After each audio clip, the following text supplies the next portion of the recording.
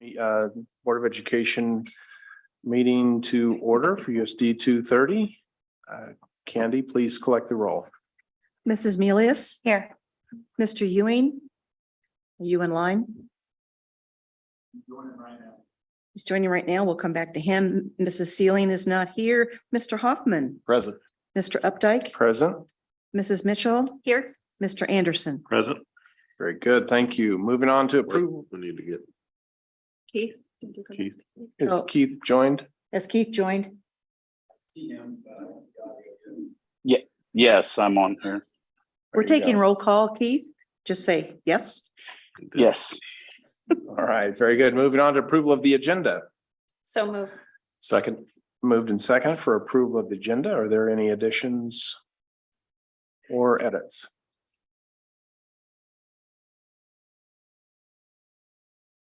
Candy, please collect the vote. We'll start the vote with Mr. Ewing. yes, Mrs. Sealing is not here. Mr. Hoffman, Yes. Mr. Updike. Yes. Mrs. Mitchell, Yes. Mr. Anderson, Yes. Mrs. Melius, Yes. approved. Very good. Thank you. Please rise and join me in the Pledge of Allegiance. I pledge allegiance to the flag of the United States of America and to the republic for which it stands, One nation, under God, indivisible, with liberty and justice for all.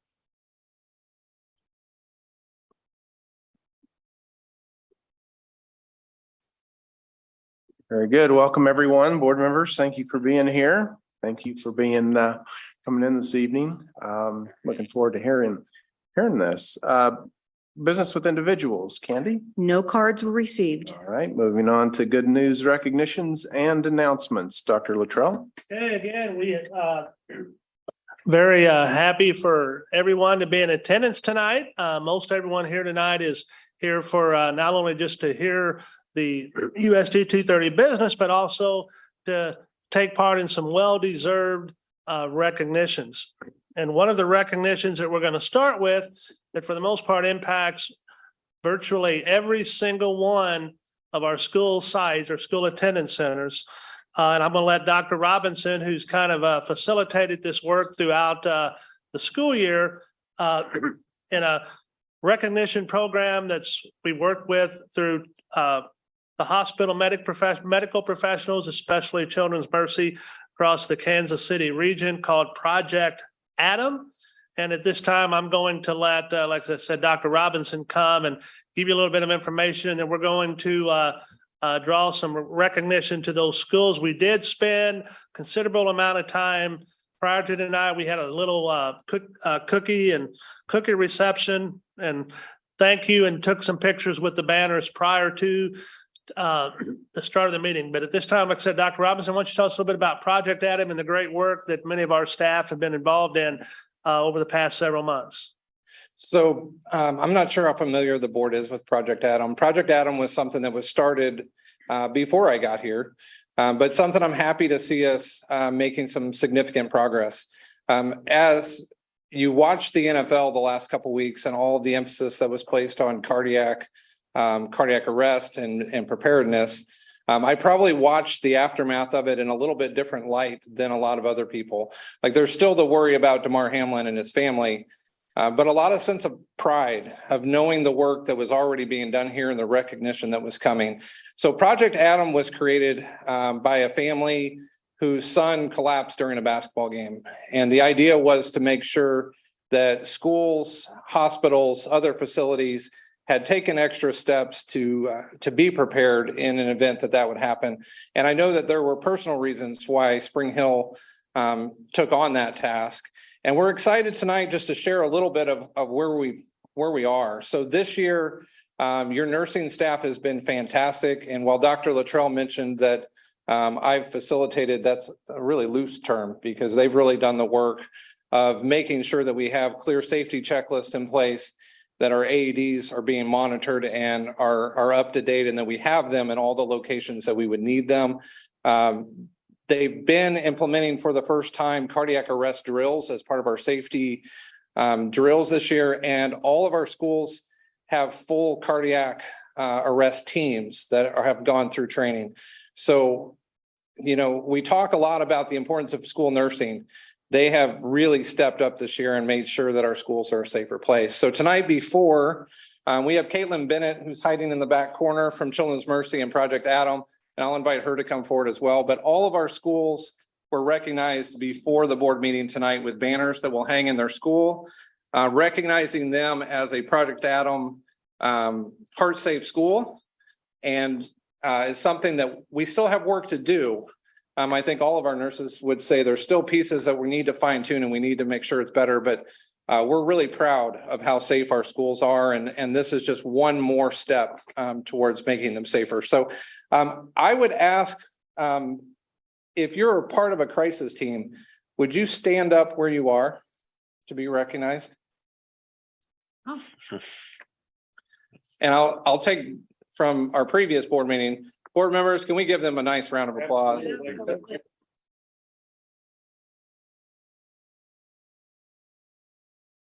And I would invite forward our school nurses and our nursing team. If you would come forward, and Caitlin, would you come forward and be part of a photo as well? President Updike, if you would join us. This is really the group that's done the work to make sure this happens. I would like to take credit, but they've really led the way and made sure that we stayed on track and we're making progress. So if you ladies would come forward, we'd like a good group photo. Where do you want us, Christopher? Right here. Everybody gets there. I'll get too far. Let's see. This is our middle. Yes,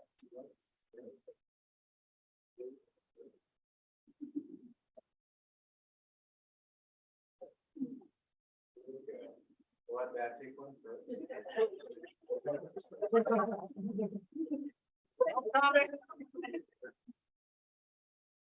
All right.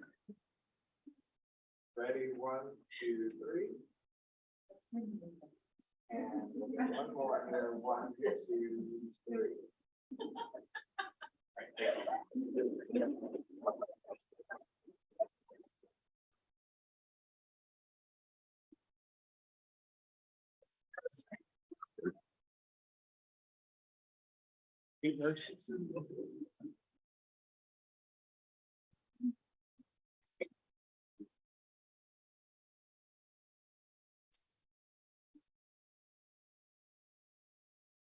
Anything else, Dr. Robinson? When was this program started? When was the program started? I know it was started here in the discussions of the last couple of years. The program nationally, that might be a good question for Children's Mercy. Can I tell us what's been the impact in the region? I know she did give me some great news prior to the meeting because I asked her how many, while there's individual schools and districts that have been certified, I asked her how many districts have actually taken the initiative to have all of their schools certified in Project Adam, and she might be wanting to share some of that with us. So Project Adam was started in 1999 in Wisconsin, and it's covered content every single school in the entire state and the state. But Children's Mercy became an affiliate site in 2020, right before 1 year ago, so right before COVID happened, and then COVID put a halt on a lot of our plans in getting the whole metro heart safe. But Springfield became the entire district, the first district that has gone through the process together, and it's made a really big market and network together and do their plans together. And having those teams is really helpful for the nurses. I'm a nurse by trade, so public speaking, not my thing. But I work in a hospital and emergencies aren't really emergencies because I have so many resources. But as a school nurse, you don't have those resources. So by developing a team and having people that you know when you need their help, they're going to be able to help you is really incredible. And it's going to improve outcomes. The only way you can save lives is to be prepared.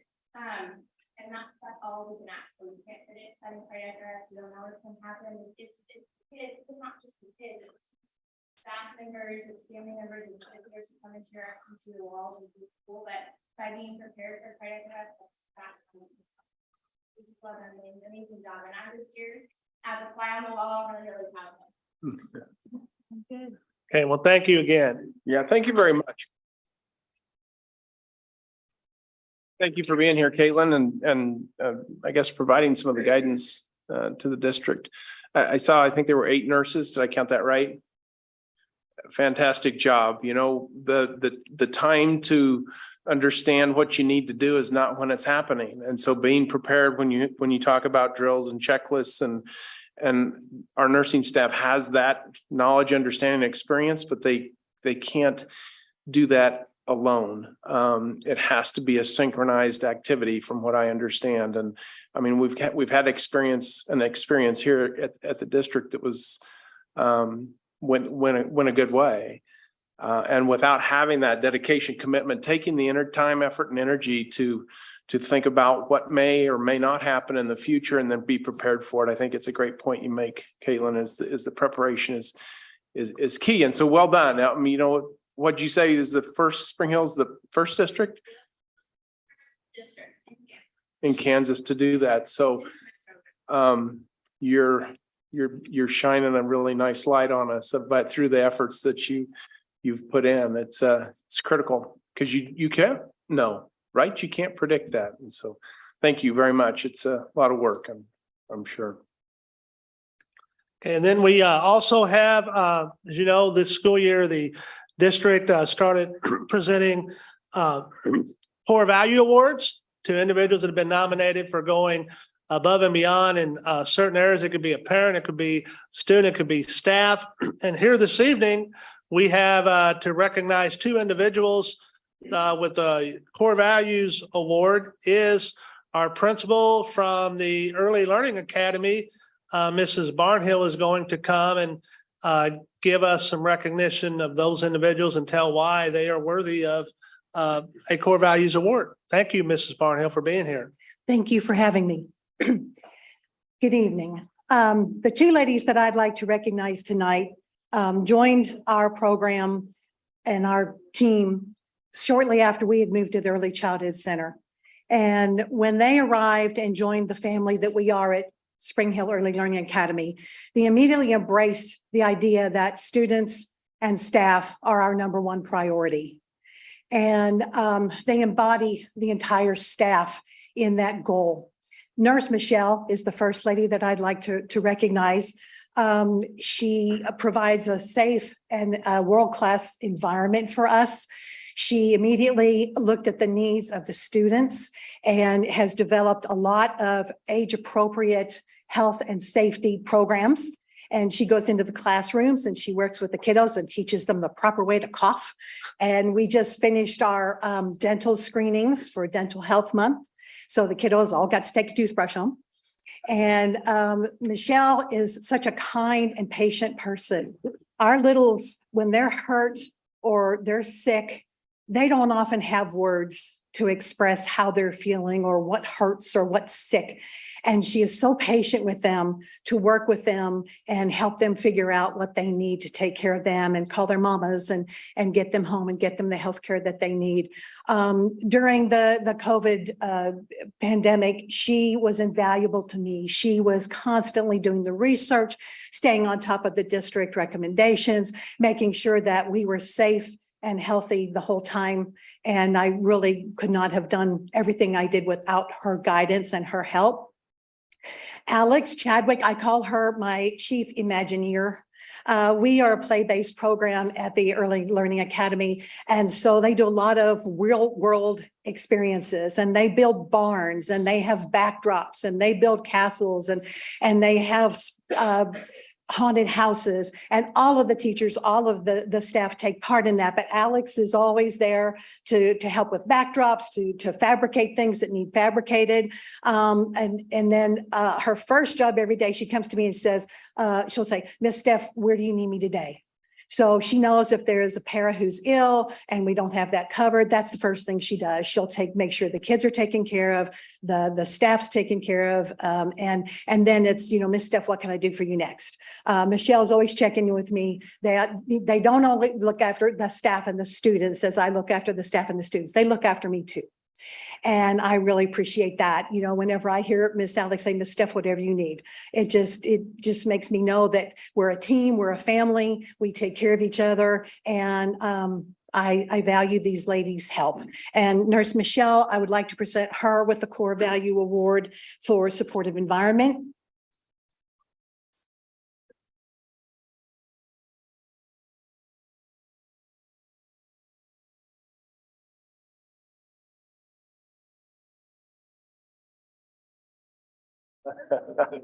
Don't get up there. Tried to run away.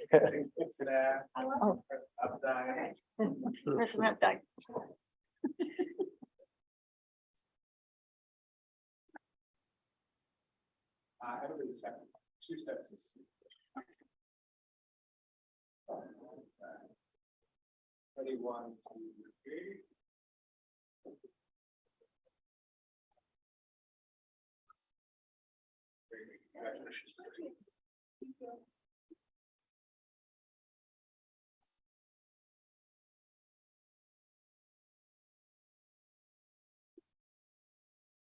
And the world-class staff recognition goes to Alexandra Chadwick.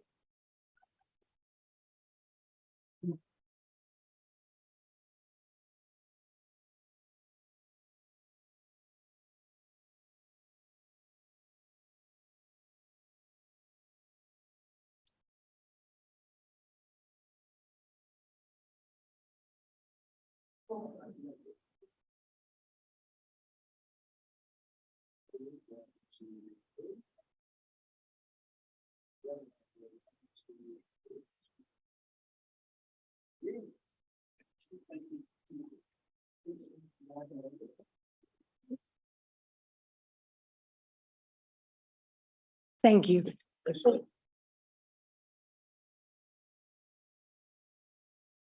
Yeah, lots of great recognitions, and then we'll complete our recognitions and this month with our brief video that we highlight one school a month. And this morning, this evening, we're going to highlight what's been going on and what's been happening well at Wolf Creek Elementary School.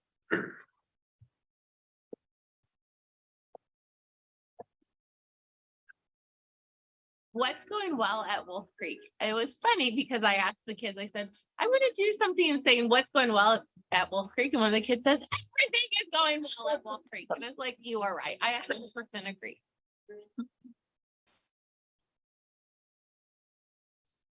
What's going well at Wolf Creek is our new WIN intervention groups.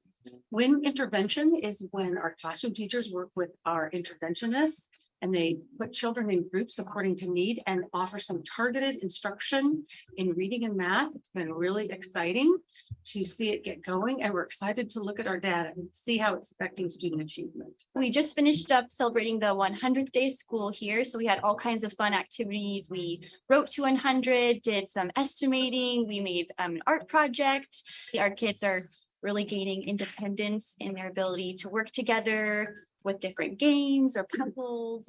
Something that's going well here at Wolf Creek is our student council. We have done our toy drive for Toys for Tots, and we had about a 2-week period where kids could bring in new toys, and then we donated them to the Toys for Tots, and we collected almost 400 toys, which was really exciting. In the art room, one thing that the students are doing is, why is Mona Lisa the most famous painting in the world? Is the history of it getting stolen, number one, of it being stolen for 2 years and nobody finding it.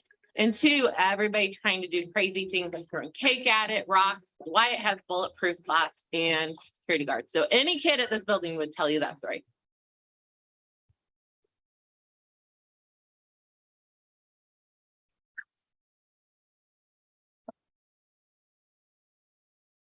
Hey, thank you for that brief video. And again, we do those once a month and we do recognitions at every meeting. That's this month's good news, recognitions and announcements. It's always great to start off a meeting with such positive outcomes and positive conversation. Moving on to the consent agenda, which consists of approval of the consent agenda items, approval of the minutes of the work session, and personnel. Any discussion or comment on the consent agenda?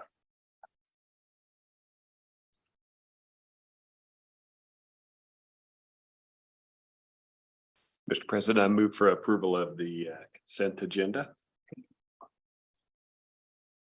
Second. It's moved and seconded for approval of the consent agenda. Any final conversation or questions? Andy, please collect the vote. We'll start the vote with Mr. Hoffman, Yes. Mr. Updike. Yes. Mrs. Mitchell, Yes. Mr. Anderson. Yeah. Yes. Mrs. Milius, I'm sorry, Mr. Ewing, Yes. approved. Very good. Thank you. Moving on to action items. First action item is secondary student and staff devices, starting in 23-24 school year. Dr. Luttrell. Yes, we've been talking the last couple meetings about this is also a year that our lease for our mainly the bulk of our student mobile devices, which we've been using the MacBook Air, which is basically the device that you all use for the last several years. And so we've been spending a good amount of time facilitated by our tech director, Mr. Elliott, and trying to determine what's going to be the best route moving forward. That's both going to be of use in the most maximize the potential of our kids and what they need, as well as also being good stewards and trying to make sure we're economical with the device that we choose. And so we've gone through a process. We piloted different devices. We've gotten feedback from many of our staff as well as our student advisory group. And we finally have some pricing. Mr. Elliott is here this evening to talk about kind of where we landed in terms of pricing. And we are asking tonight to give approval so that we can move forward with getting these devices ordered, because it will take quite a bit of time to place order, then make sure that they all arrive in time and get them all set up to be deployed in August. So Mr. Elliott, it's yours. Thank you. As Dr. Luttrell mentioned, we've talked a couple meetings about this.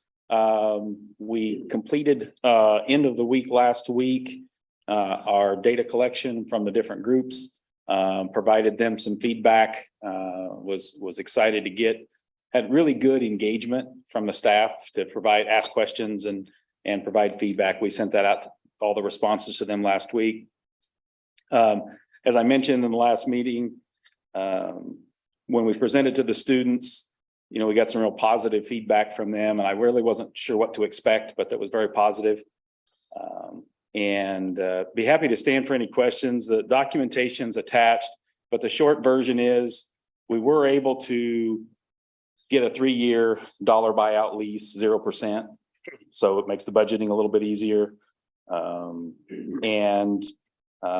Greg Goheen has reviewed the resolution and he made some changes. And so that resolution is attached to go with this to be able to approve the lease. So be happy to stand for any questions you may have. I always have a couple. Absolutely. The quote it says 225 unit iPads. I thought I'm mixed up. They're Just packs need of clarification. they're packs of 10. They're 10 packs. Thank you. Yeah. Okay. Got it. And the other question was on, there's a IRS form 8038, the tax exempt for government bonds. What does buying these have to do with government bonds? I didn't understand that. Just the fact that it's a lease. Okay. Okay. And the students were good going to a smaller device. Yeah, when we handed them out and they went around the room, I think they were most excited about the touch screen, the 2-directional cameras, the keyboard case. Got a lot of positive feedback. So. Okay.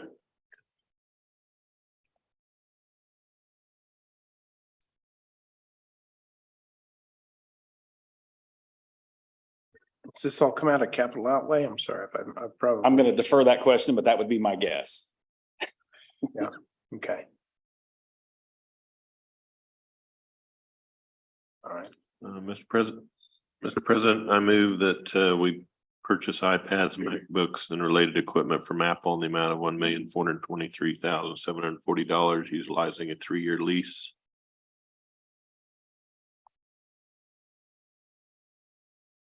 As presented.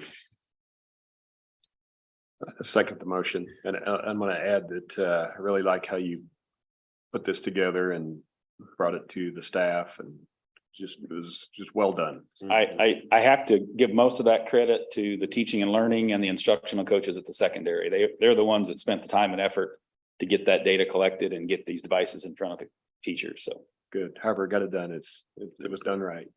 thank you. A lot of Big, stakeholders involved here yeah, and with having the that feedback. Big purchase.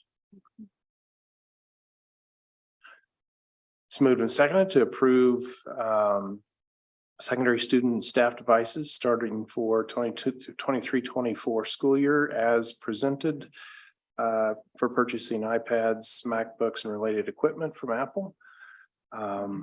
Any final comments or discussion?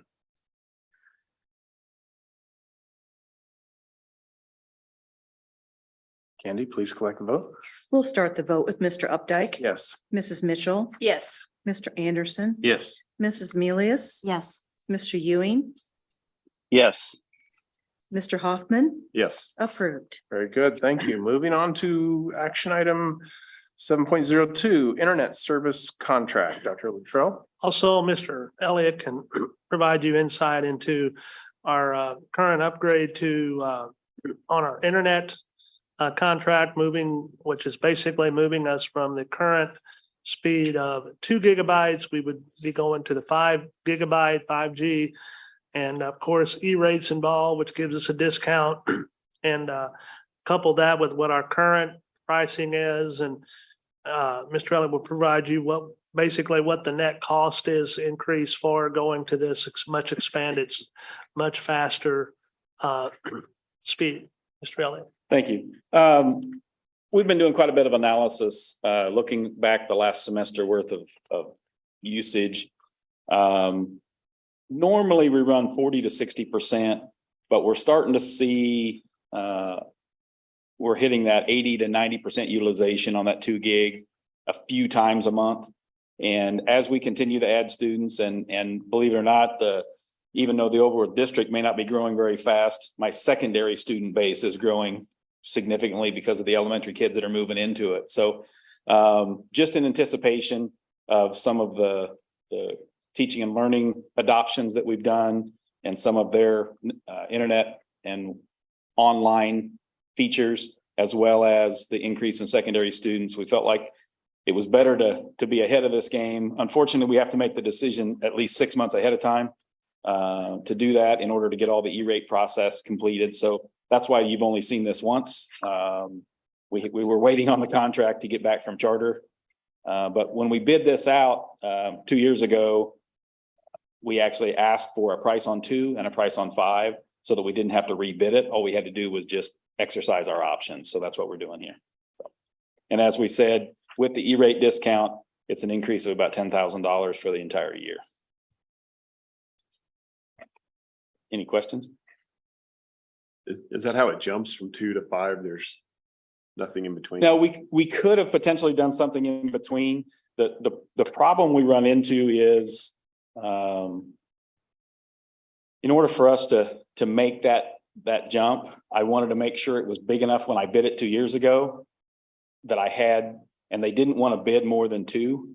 I talked to several vendors and they didn't want to lock themselves into a price on something that was 2 gig, 4 gig, 6 gig, 8 gig, and 10 gig. Gotcha. So that's the reason I bid it that way. But grand scheme of things, I think it was the right choice. Okay. And just to clarify, 5 gigabytes is a speed or capacity and not like a 5G type. Correct. Yeah, 100%. Yes.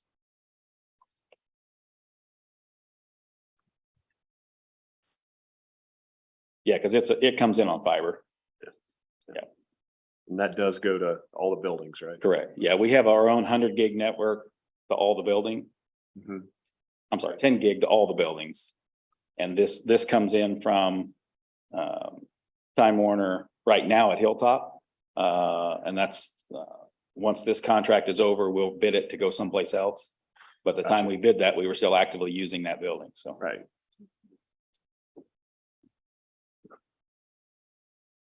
Any other questions? Mr. President, I move we approve the contract for internet services as presented. Second. Moved and seconded to approve internet services contract as presented. Any final questions or comment?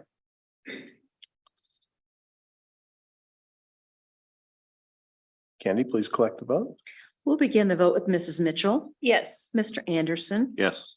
Mrs. Milius, Yes. Mr. Ewing, Yes. Mr. Hoffman, Yes. Mr. Updike, Yes. approved. Very good. Thank you. Moving on to discussion items and real world learning initiative presentation. Dr. Luttrell? Yes, another initiative that the district, especially at the secondary level, has been and having discussions with over the past year and a half has been with the Kaufman Foundation and their initiative of real world learning, which is aimed at helping the state of Kansas as well as Missouri accomplish their goal of making sure of striving for all high school graduates graduating with at least one marketing asset credential by the time that they graduate high school. And that a very in-depth program, very aggressive program, takes a lot of work to make that happen because you have to establish contacts. You have to make sure your curriculum is geared towards placing students in those careers and giving them experiences and projects that are going to help them make sure that they can meet the benchmarks associated with gaining that market credential. So here this evening, we've got Dr. Smith and Dr. Robinson, and along with many of their team that they've been working with over the past many months, gearing up for what a real world learning program would look like in USD 230. They participated in some visits to other schools, not only in Kansas and Missouri, but out of state. Some of you been attending some meetings where they've been able to network with other school districts as well. We hope that in the next couple of months, we'll be able to receive some seed money or 3-year grant funds that will help us really get this initiative off and rolling. So at this time, without me saying much more, I'm going to turn it over to Dr. Smith, Dr. Robinson, as well as their dedicated committee staff that have been working hard to make sure that this gets off to a strong launch here coming up soon. So just to provide some context, in the last 8 months now, I think that I've been here, we've talked to students, we've heard you guys talk about a number of things. We've heard everything from expanding AP classes, being able to offer more college credit, looking at the trades and where do we incorporate those things. I don't know that in my 23 years in education that I've seen a project that has the potential to address all of those at one time. And I would tell you there's still a lot of work to be done. What you're getting tonight is kind of a high level overview. In the next probably week and a half to 2 weeks, I will send to you through Dr. Luttrell a copy of the full proposal that will go to the Kaufman Foundation. We make our pitch to them on March 7th. And I'll come back at the end of this and talk a little bit about budget and what we're expecting to receive from them. But I want to make sure that you hear from our high school team because again, they've done a lot of the work and will be for the foreseeable future in keeping this project moving forward. Good evening. I was prepared to kind of introduce this, but I think that has been done pretty well. So what I'd like to do is just kind of introduce the team of people that have been working on real world learning. We're really excited about this initiative and we really worked hard to try to create a vision and an action plan that can kind of bring this vision to reality. I'm Giselle McDonald. I'm the instructional coach at the high school. We have Kimberly Devine, who is our counselor. Mark Williams, our principal. Emily Veer is a CTE teacher here, our health science CTE teacher. Morgan Abel is our business CTE teacher, and Leah Good is our culinary arts CTE teacher, and of course, Dr. Smith, our teaching and learning director. And I think what's really good about this team is we have a really good representative across the board that represents different CTE pathways, that represent different career pathways, and of course, people from the office and curriculum and instruction. So they're going to give you a presentation over kind of the overview of this. Good evening. So you see the abbreviation RWL, that stands for Real World Learning. And what that is to the team is an opportunity to set students up for post-secondary success. So putting kids in situations that align with their career interests. that set them up for success after they graduate high school. What Kaufman outlines as what real world learning is the ability to get a market value asset. So those 4 things include work experience through internships or client connected projects, college credit through dual credit courses or AP classes, regionally vetted industry recognized certifications, and lastly, entrepreneurial experiences. So over the past year, 2 years, we've taken a close look at what are these things that we currently offer at the high school. So like looking at what we already do.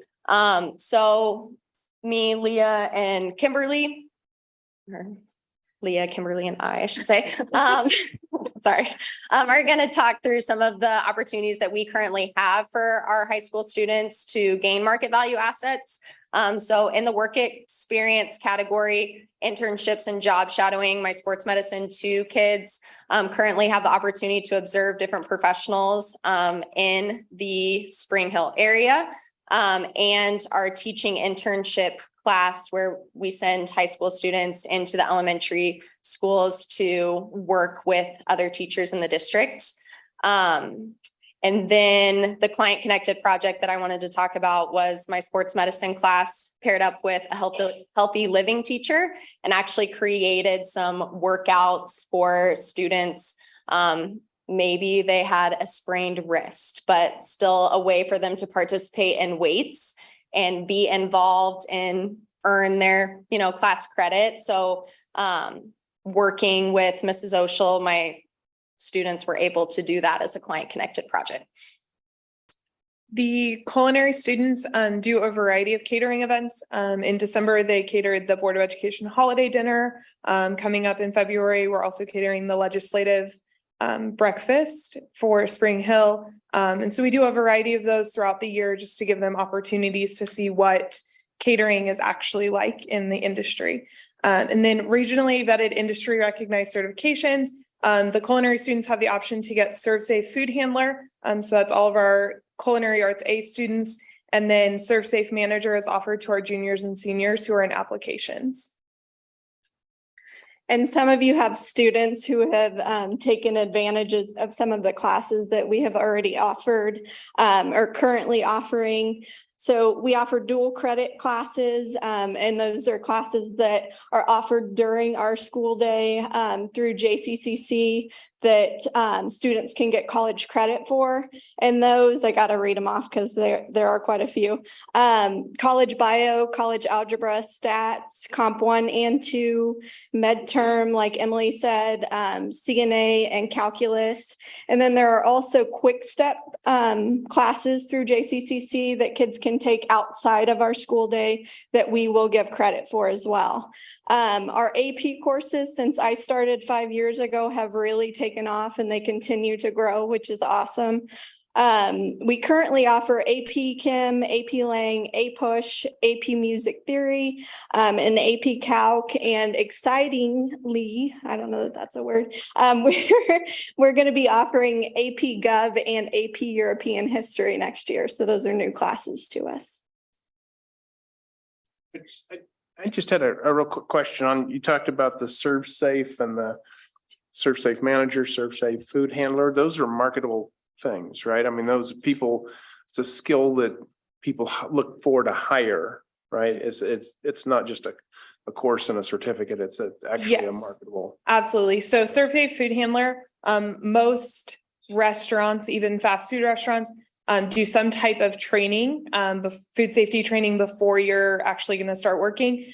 So if you have your food handler credential and it's actually valid, many of those people will get out of that. Like they don't have to do that additional training at the beginning of their job. And then Serve Safe Manager can articulate to Johnson County Community College, and they would get out. They would then receive credit for their food safety course. So I believe it's a 3-credit class there. And a lot of managers have to go through that certification. And it's an 8-hour day class followed by 100 question tests that they take that same day. So that it is a recognized credential that can move you up, especially when you're looking at 2 people with the same credentials. If they have. I don't know who maybe we haven't heard about it, but the BLS CPR. Yeah, I forgot. So sorry. That's- So in my health science pathway, we have the CNA class, the certified nurse assistant. So students have the opportunity to take a dual credit class through Johnson County Community College. And through that class, if they pass the class and meet all the requirements and pass the test, they can get their CNA certificate and license as a high school student. I have my BLS CPR instructor certification, so I'm able to certify those CNA students, which is part of their checklist to be able to take the class to be certified in CPR. So all of those students graduate with that certification as well. And then I also certify my Sports Med 2 kids as well. So I think last year I had 17 graduate with that certification. So. Thank you.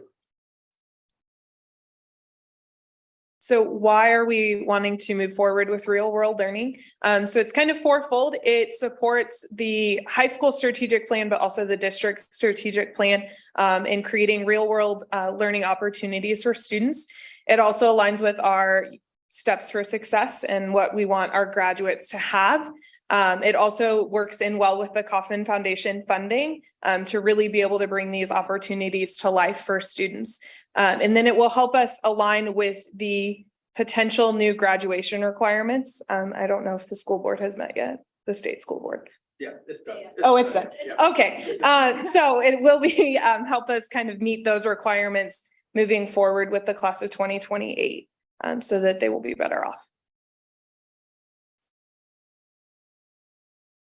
So as we were looking last year at our statistics for the 21-22 school year, we had roughly 57% of students that were enrolled in CETE courses. And of those 500 plus kids, we had 58 of them that earned a market value asset.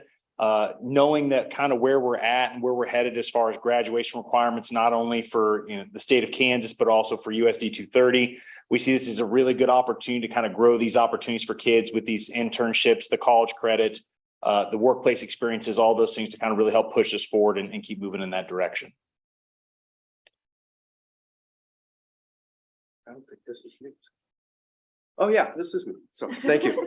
So when we make our presentation to the Kauffman Foundation, we get to project 3 years down the line of what we're going to be doing every year to achieve our realistic goal for real world learning on that. So in front of you is our 3-year plan that we have coming down the pike that we like to work on, knowing that things could change if we need to. But year one, make sure we get all of our current data of the MVAs, which is our market value assets that we currently offer to our students. We're going to audit our CTE pathways. Those are those career technical education courses that the KSEE likes to call them, that we go through those. So we have all of our courses that we have off there, audit that to make sure we're meeting the needs of what our students really want. Our teachers and our counselors do a tremendous job reaching out to the students to find out their interests and making forward. And we really like to do our curriculum adjustments, making sure we're meeting the expectations where our students want down the line with that. And then create a plan to incorporate more skilled trade opportunities. We know there's some programs out there we're lacking at Spring Hill High School. So we need to come up with a plan and what that looks like to make sure we're hitting all of our students and preparing them for what they would like to achieve post life after high school with that. But probably one of the most important thing is add an addition to the district, and that would be a real world learning coordinator.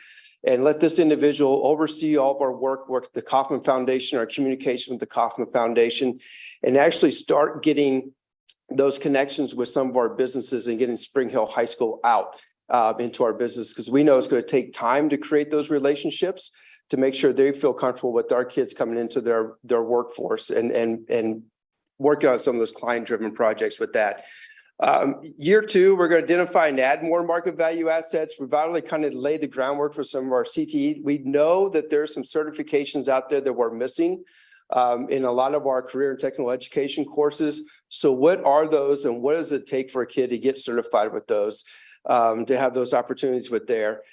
We know it's going to be important to provide professional development for all of our teachers when it comes to real world learning. And what does it look like even in a core curriculum classroom. Maybe it might change the focus a little bit on some technical writing in some of our English classes a little bit. With that, we had the opportunity to listen to some students that have gone through some of this at some KCK schools and some school districts up north. And a lot of them said to have the opportunity to do internships and client-driven projects really helped their public speaking. And so we know that's a key aspect to be successful moving forward. So what do we need to do to career move on forward, that stuff like that. And then start developing that process for community, business, and school connections. And that's really where that real world learning coordinator is really going to be very beneficial with that. And then year 3, we like to have an addition of a business liaison to the district. We know it's going to be important once we get our kids out to the businesses. We need to have somebody going out there checking on them to making sure they're showing up on time, making sure we're reporting back to the person they're working with. Are they doing what you're asking them to do? And make sure we have some of that stuff so we can get going through that and expand the implementation of academy plan. We really want to make sure we're hitting all of our students and making sure that we're offering the type of development that they want to be able to be successful when they go on to that. And then focus our challenges on equity and access to make sure we have all these opportunities for all of our kids and not just a certain group. We feel it's important that all of our kids are exposed to these opportunities and graduate with market value assets available for them while moving forward. We'll let you talk money. So we've had a lot of conversation with representatives from the Kauffman Foundation. Typically, a district with one high school, you're looking at an allocation of about $150,000 a year for the next 3 years. And what we've tried to do is set up our budget for it, and you'll get a more detailed budget with the proposal. But looking at both the needs of the system, but also looking at sustainability.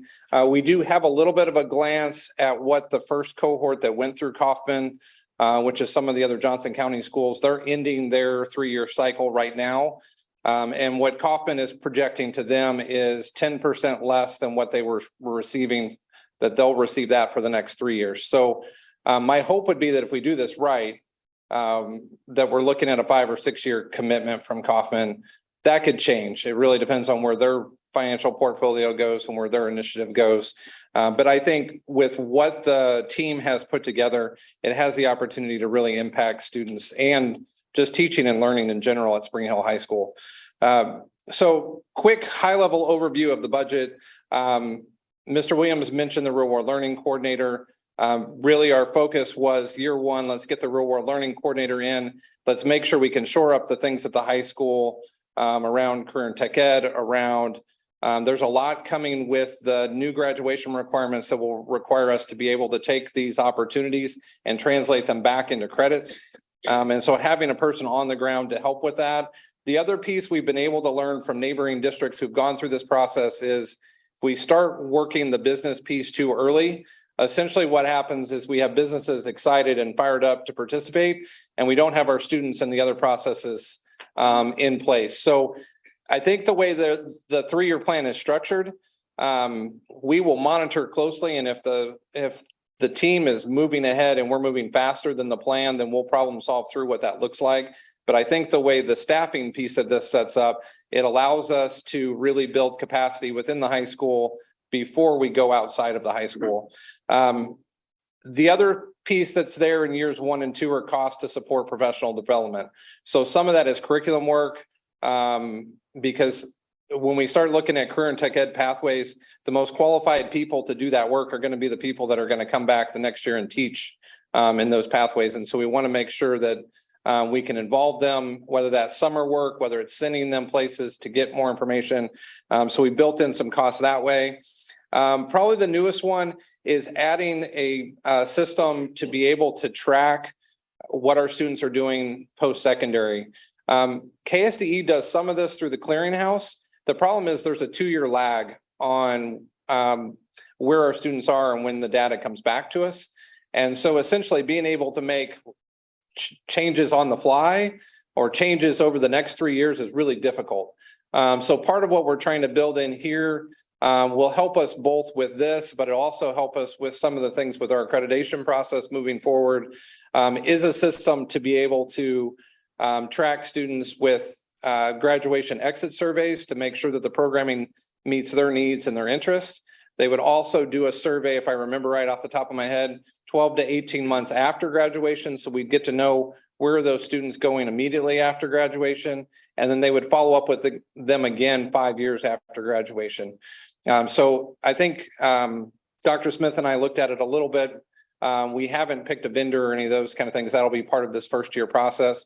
But we do think it would be beneficial to have more information as to what our graduates are doing once they graduate from Spring Hill High School. The other piece that's on here, as far as equity and access, again, just some context. That's really the initiative that Kauffman Foundation started many, many years ago. They wanted to make sure that these opportunities were available to all students. We are very lucky with the makeup of our system that right now we are seeing very few barriers that are in place that we'll have to cross, but they're going to be there. And we want to make sure as we audit our CT courses, as we audit the opportunities at Johnson County Community College, that if transportation or fees or whatever the case may be, if it is a barrier for a student, that we've got an opportunity through Kauffman to be able to address those things and make sure they're available to all students. So you will get a more detailed budget, but I would just want to give you kind of an overview of where we expect the money to go. 150,000 is a lot, but it goes really fast when you start putting staffing positions there. I do think there's the opportunity for us over time to make those positions sustainable. So I know that's always a question when you're using one-time money to add positions.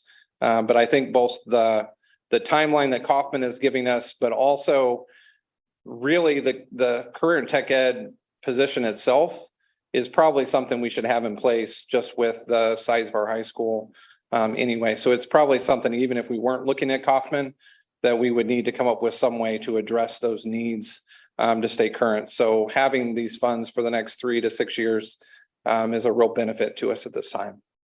Do you have questions about the budget or the process so far? And then we will anticipate coming back with some additional presentations as we get more into this work to keep the board up to date. But we wanted to kind of give you a broad overview to start. Great. This is really, excuse me, really exciting. I've been waiting 12 years for that. It's like I can't jump out of my chair. When you told me 57% of the kids are involved in a CT class, obviously you're getting it out there and they know that that's exciting too. That's huge. Yeah, just can't wait to see where it's going to go. This isn't a question, but I kind of want to make a comment. Mrs. Melius and I went with Dr. Luttrell and Dr. Robinson and Dr. Smith and Mr. Williams. Was that all? Was there somebody else? Is that it? To the Kauffman did like a lunch, highlighting some of the students and some of the business partners. And I think the one thing that really stuck out with me the most was Mayor Lucas from Kansas City, Missouri spoke, and he talked about how he had done an internship with K Barnes 20 years ago. And then he ended up in the mayor's office. And it was just a really clear example of how not just even the technical and the little skills that you get, but the thinking, the way it broadens people's thinking when they get out and do some of these experiences. So I really appreciate having the opportunity to attend that. Thanks for all your work. It's very beneficial.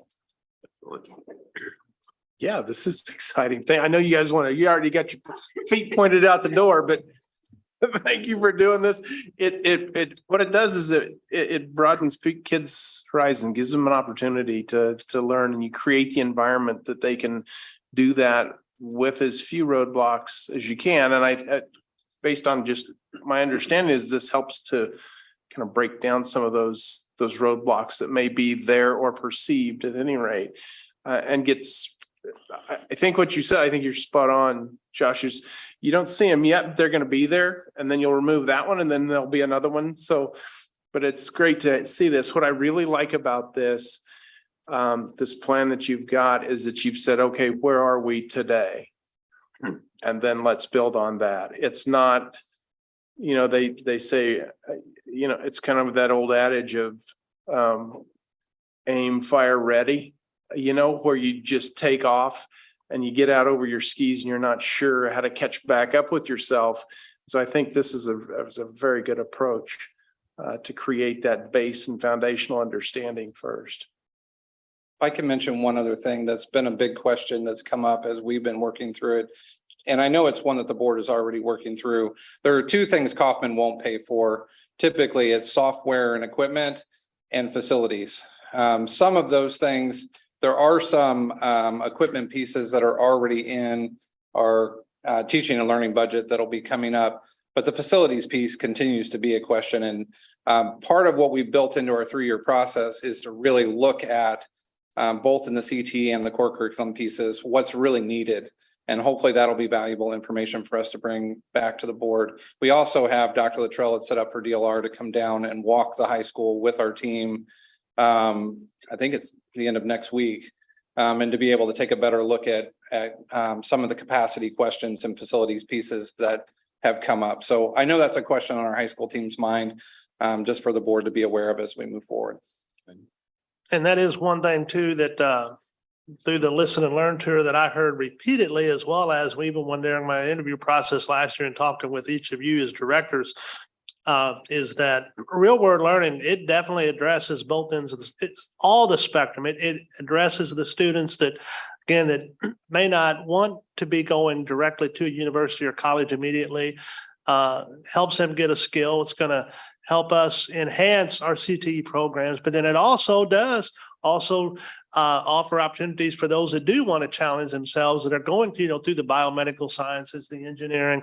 And so again, this is just, again, the simple structure that has to be in place first to continue to build on it over time. And I really am excited that this is going to come together, and it's going to be interesting to see, as you pointed out, President Updike, looking where we've been, where we're at now, and trying to where we want to be. And then now we're in the say, how are we going to get there? And it's going to be interesting. It's going to be exciting to come back, as Dr. Robbins said, in 5 years and then 10 years and see, the substantial progress that will have been made and the impact it's had on our students. So lots going on. Thank you for your work. Very good. Thank you. Thanks.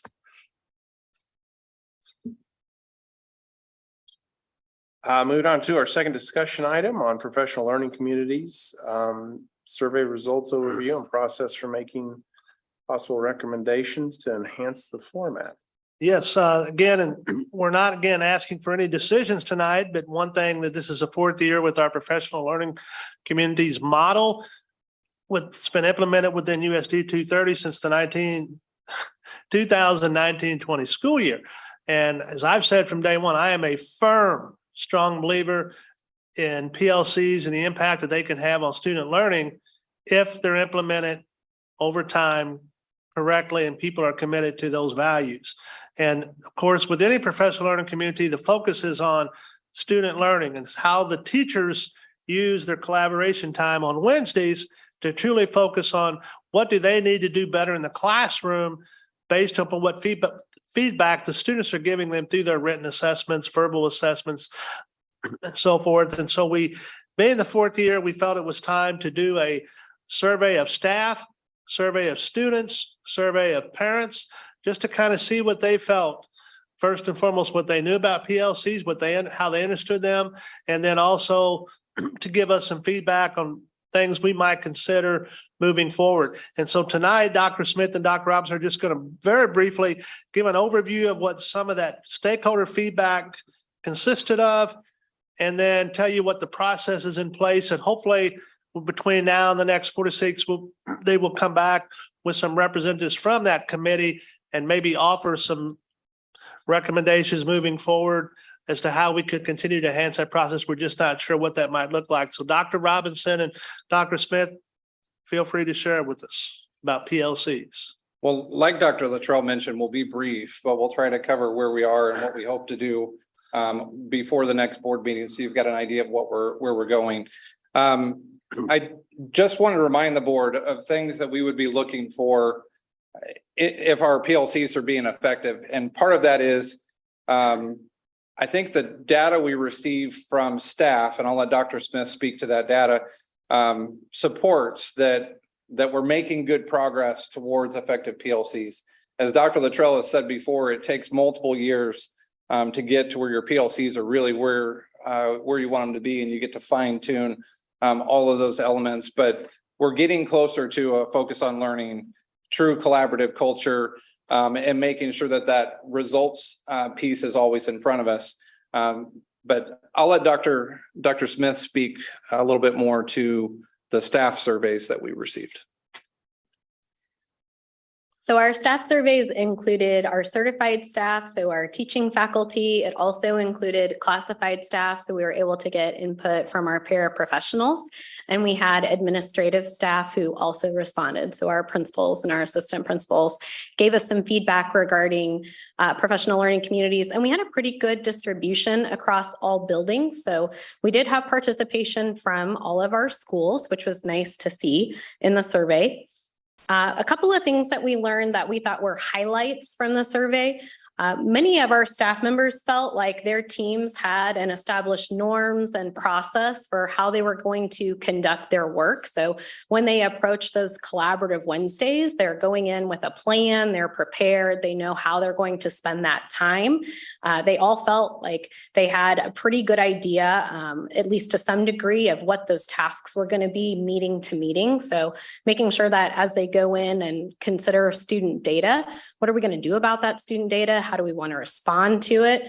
So we felt pretty good about the response we received from staff, that they have some guidance and criteria for how to conduct themselves during that time and what they're going to accomplish when they're meeting on those late start and early release Wednesdays. They also gave us some feedback regarding how they felt about those professional learning community teams. So we had a pretty good response of staff that felt like they were very attached to those teams. So they were working well, they're collaborating in a way that is productive, and it's leading to some good outcomes for students, and it's making them better teachers. So as you saw, we had over 70% of staff felt that these things were true or very true for them. So that's a pretty good response. In terms of staff who maybe said that those things were somewhat true or not true, that could be attributed to a couple of things. It might be teams that are still relatively new. So if you have a PLC team that is comprised of largely new hires this year, or maybe a couple of new members, they may still be kind of getting their feet wet, getting off the ground with establishing norms and clear tasks. The other thing we're considering too are teachers who are singletons. So if I'm the only teacher who happens to teach this particular class and there is no other job alike, it's hard for me to feel connected to a team because I'm the only member of the team. So that was some good feedback that we received in that survey. Those are some things that we can actively address and help facilitate a better process for those individuals. We also got some really good anecdotal feedback from staff just about how they really appreciate the time, and they would love to make sure that that time continues to be protected because it's an opportunity for them to look at student data and make timely instructional decisions. So they're able to, week to week, moment to moment, look at how students are progressing and adjust their curriculum, adjust their instruction as they see need to. So they felt like that time was really important and should be protected. And they really expressed a need for an opportunity to collaborate vertically. That comment came up over and over in the staff feedback was, we want to be able to get together more often across elementary, middle, and high school so that we can look to see that the learning is cohesive and it progresses and is aligned across all grade levels. So it really does build upon itself in a comprehensive way for students. So this is just some of the anecdotal feedback that we received from staff, but overall, the results were very encouraging. They like and appreciate that professional learning community time. They feel like it's beneficial to their students. And for those that gave us some feedback regarding singletons or new teams, it's giving us some good opportunity to consider how we can better support them as staff members. So there's some trainings that we have coming up this summer, and we're going to be looking at ways where we can connect those singletons with some job alikes, perhaps in other districts, and give them some focused opportunities where they can really use that time.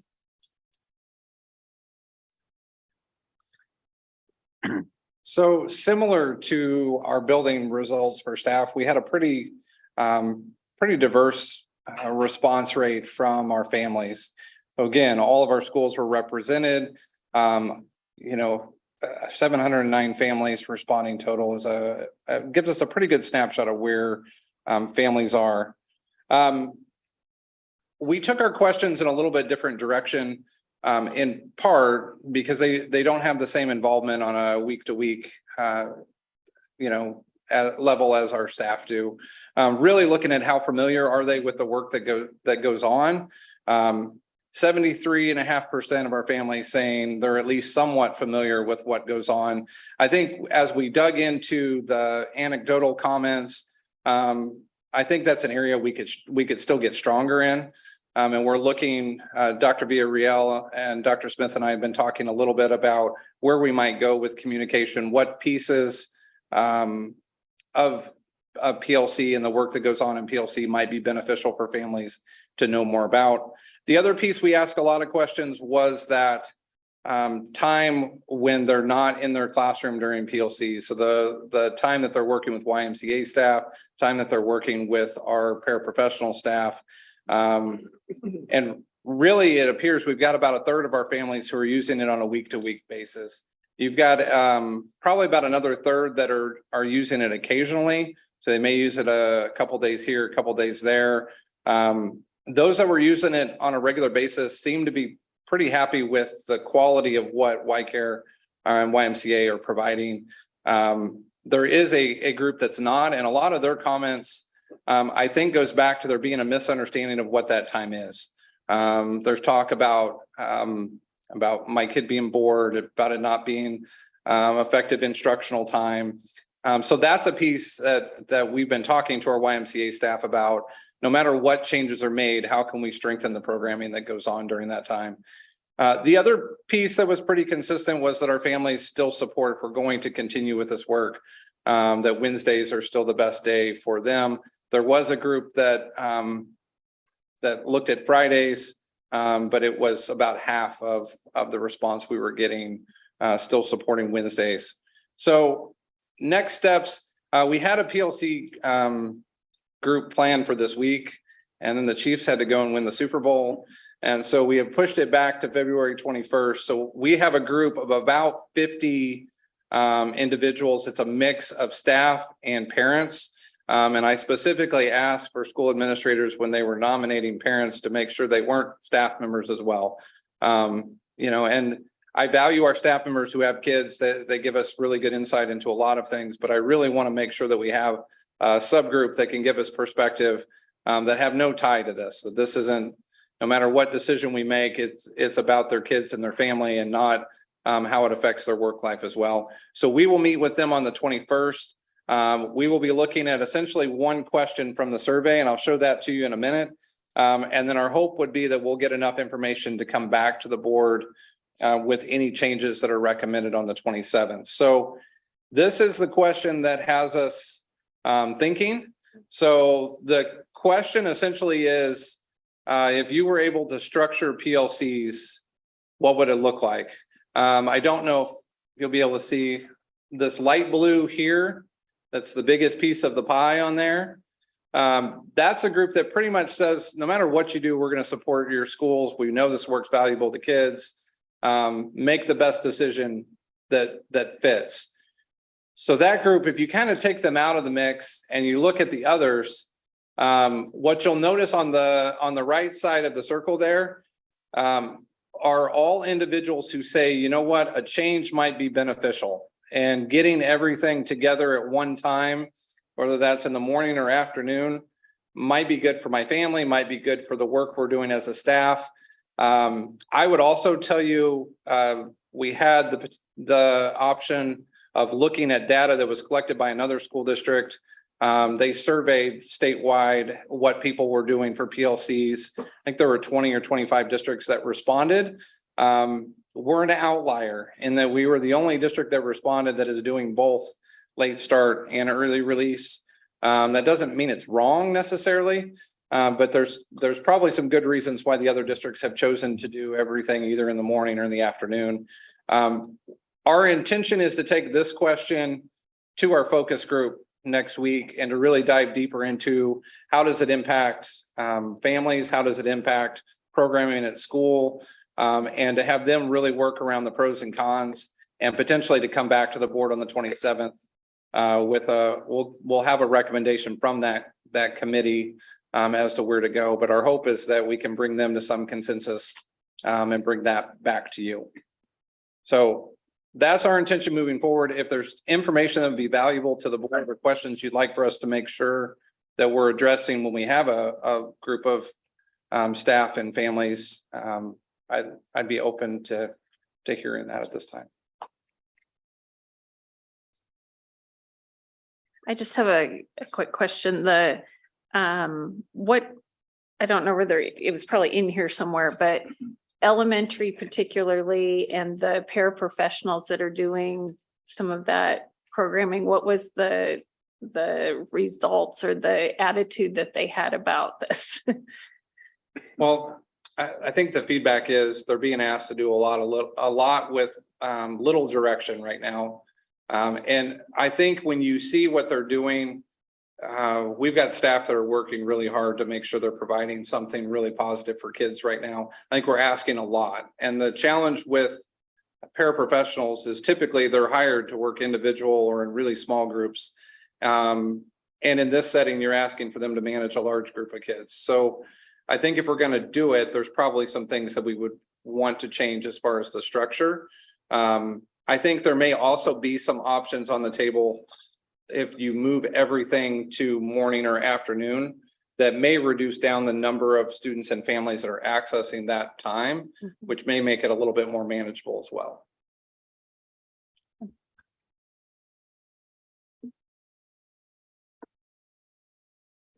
So when you think about professional, and Dr. Luttrell, you've got a lot of experience with this as well, but when you think about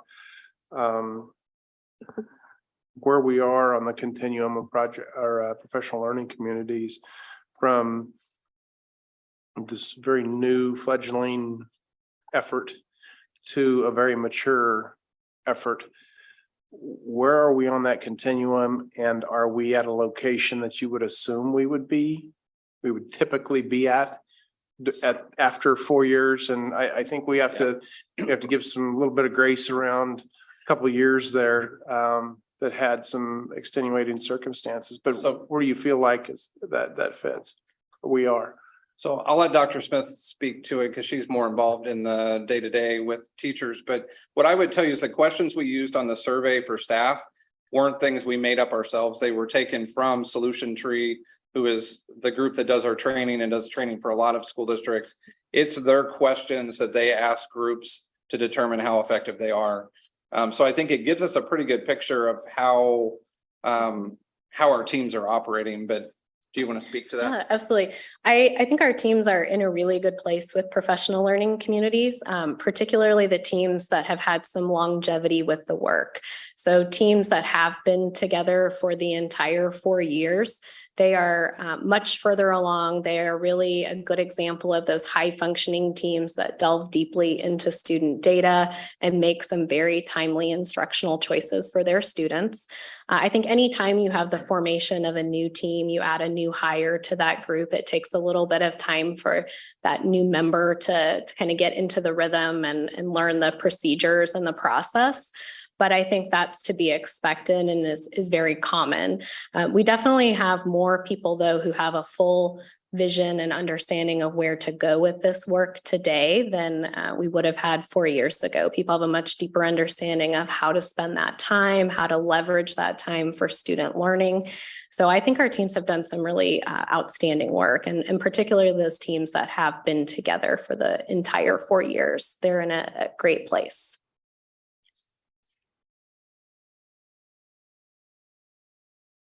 I know the presentation we had, it was at Wolf Creek, I think in the morning, there was a lot of excitement around it, and you could tell that there was a lot of really good things coming out of that. It's just, I was wondering, are we where we expected to be at this point in time? Or are we a little behind? Are we a little ahead? I get that there's a few standard deviations around that. So Sure. I think we are where we would expect to be at this point, because you have some teams that, again, if they've been together for a while, they're definitely high functioning. They're looking at data regularly and they have a process for how they're going about that. As new teams get formed, Kristen, Zook, and I continue to provide that professional learning for them through their new team member academy training. So we give them some processes and structures for how to get started, and we leverage those tools from Solution Tree. There's definitely more work to do because you can always improve and get better, but I think we are right on target with where we need to be. thank you. And I will echo that. Again, I think that the key discussion that we're going to have with the stakeholder group is there is a big impact right now in the way that we structure it with the collaborative Wednesdays with the groups that are able to focus and do their PLC time in the morning. And then you've got the group that has the afternoon. I mean, there's a big difference between just the mindset of where your mind is in the early morning when everybody's fresh versus in the afternoon. The other so I mean, we're going to get that. I think that's critical to get ironed out. The second factor that I would echo what Dr. Smith is saying in terms of, are we probably where we want to be? Yes. Should we have some grace for the COVID years? Yes. Because the research definitely bodes well and is basically very much resounding in is the fact that any district that implements PLCs and does it the right way, it is generally 5 to 7 years down the road before you will actually be able to see hard proof results in your assessment data long term. Okay, because again, those first infancy years, as Dr. Smith said, are just formed around building that trust in your PLCs, establishing your norms, getting everybody on the same page with your scope and sequence, and knowing what your core values are in terms of student learning. So being able to recognize the fact that, well, this is year 4 and some of the variables, now is the great time for us to be having that discussion on where do we go from here and what are our next steps. And hopefully within the next month, we'll have some recommendations and insight to bring to you.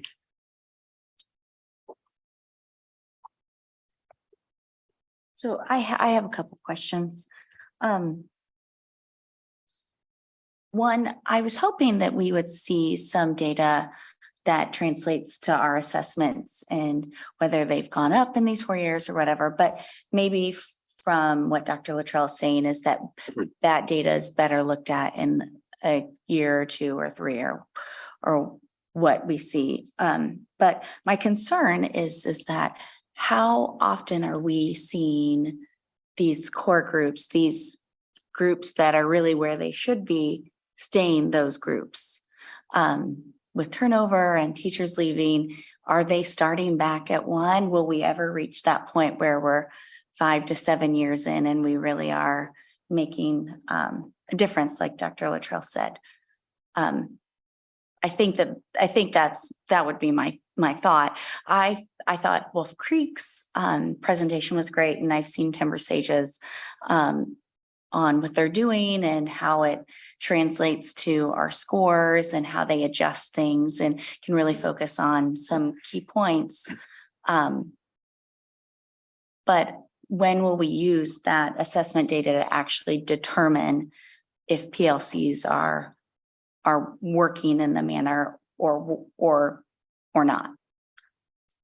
Yeah, I think Dr. Luttrell is correct. You want to give your PLCs at least 5 to 7 years to become established. And to your question about those teams having that longevity, I think one of the things that's really helpful is that our principals are very cognizant of the importance of keeping a team together and making sure that we can retain those teachers and keep them collaborating year after year. And as people do leave the profession for various reasons, some people decide I'm going to stay home after I have my baby. And that always happens, or, hey, I'm retiring. But when your team gets more established, as one person maybe leaves that team and you bring a new member on, that core team is still strong enough that they can just bring that person right into the fold. There's a great team at Spring Hill Elementary, a fourth grade team who added a new member this year. And she's just been teaching a couple months. This is her first year. And this is a perfect example of a team that had some great time together. They had good processes and procedures in place. And so when their new member came on board, it was like she had always been part of that group because they'd already established a lot of that work the last several years. So I would expect examples like that to happen regularly, where the more those teams get established with their procedures and their process, that if one person leaves and they bring a new one on, that person can just join in the work quickly because they're ready to go with how they manage their time and their tasks. And I think that's why it takes so long. Part of what you're doing right now are building the practices and the foundational pieces to make it part of your culture. And once you get to that point, you can, not that we ever want to see a staff member move on and leave, but when they do, hopefully the rest of that team, that's how they do business and how they operate. They know what the steps are and they can bring that person in and help facilitate some of that, where right now, a lot of that work is being done by the district, making sure teams know where to go next, so. And a true PLC also, as Dr. Smith, is that whenever you have that cadre of teachers in there, it's basically you're building a team that's holding each other accountable. Like this is the way we do things. Okay. And you will occasionally, once you have your PLCs that are functioning at a very high level, in many districts, when you do have an individual that may leave a team because they leave the district for whatever reason, sometimes it is because they realize it's just not for me. I don't like the accountability here. I don't, and they just don't feel like they're like it's a good fit, which is what we want. If you're doing your work, you do not want individuals that aren't going to be totally bought into what you're trying to get accomplished. So again, it's like I said, a lot of districts use PLCs a lot of different ways. It's a word that gets thrown around a lot, but there's a particular way to truly do them the right way to make a difference. And to do them that way, it takes a lot of ongoing conversation, a lot of ongoing continuing feedback, like we've gathered here from our stakeholders, and then continuing to make them, enhance them, and make them stronger year after year. The other work place never done. The other place you should be able to see progress, probably even before you see it in state assessments and national measures, is in common formative assessments, which is something they've been doing a lot of work on, which should be tied directly to what you're teaching and learning every day. And so that may be the data for us to be able, I don't know how easily it is to share that data because it can take a lot of different forms depending on what you're teaching, but it should be that those teams would see growth there before you would see it on state assessments. I hear where you're going. At some point, it should impact our overall achievement. Mm-hmm. Yeah. I was hoping that that's where this was going today, only because originally when this PLC was presented, it was talked like this would be kind of like a 5-year plan. Okay. And there were those different levels, and every year you met these different goals, and we had the skip year, but and it probably set us all back a little bit, but I was hoping that I'd see some correlation between real student learning, like data, and these PLCs. I love that teachers love them. It's definitely everything I've heard from them. It impacts them greatly, and they really appreciate that time. But I think I've said it before, it is an ask and a burden on families. And is it actually translating to improved learning?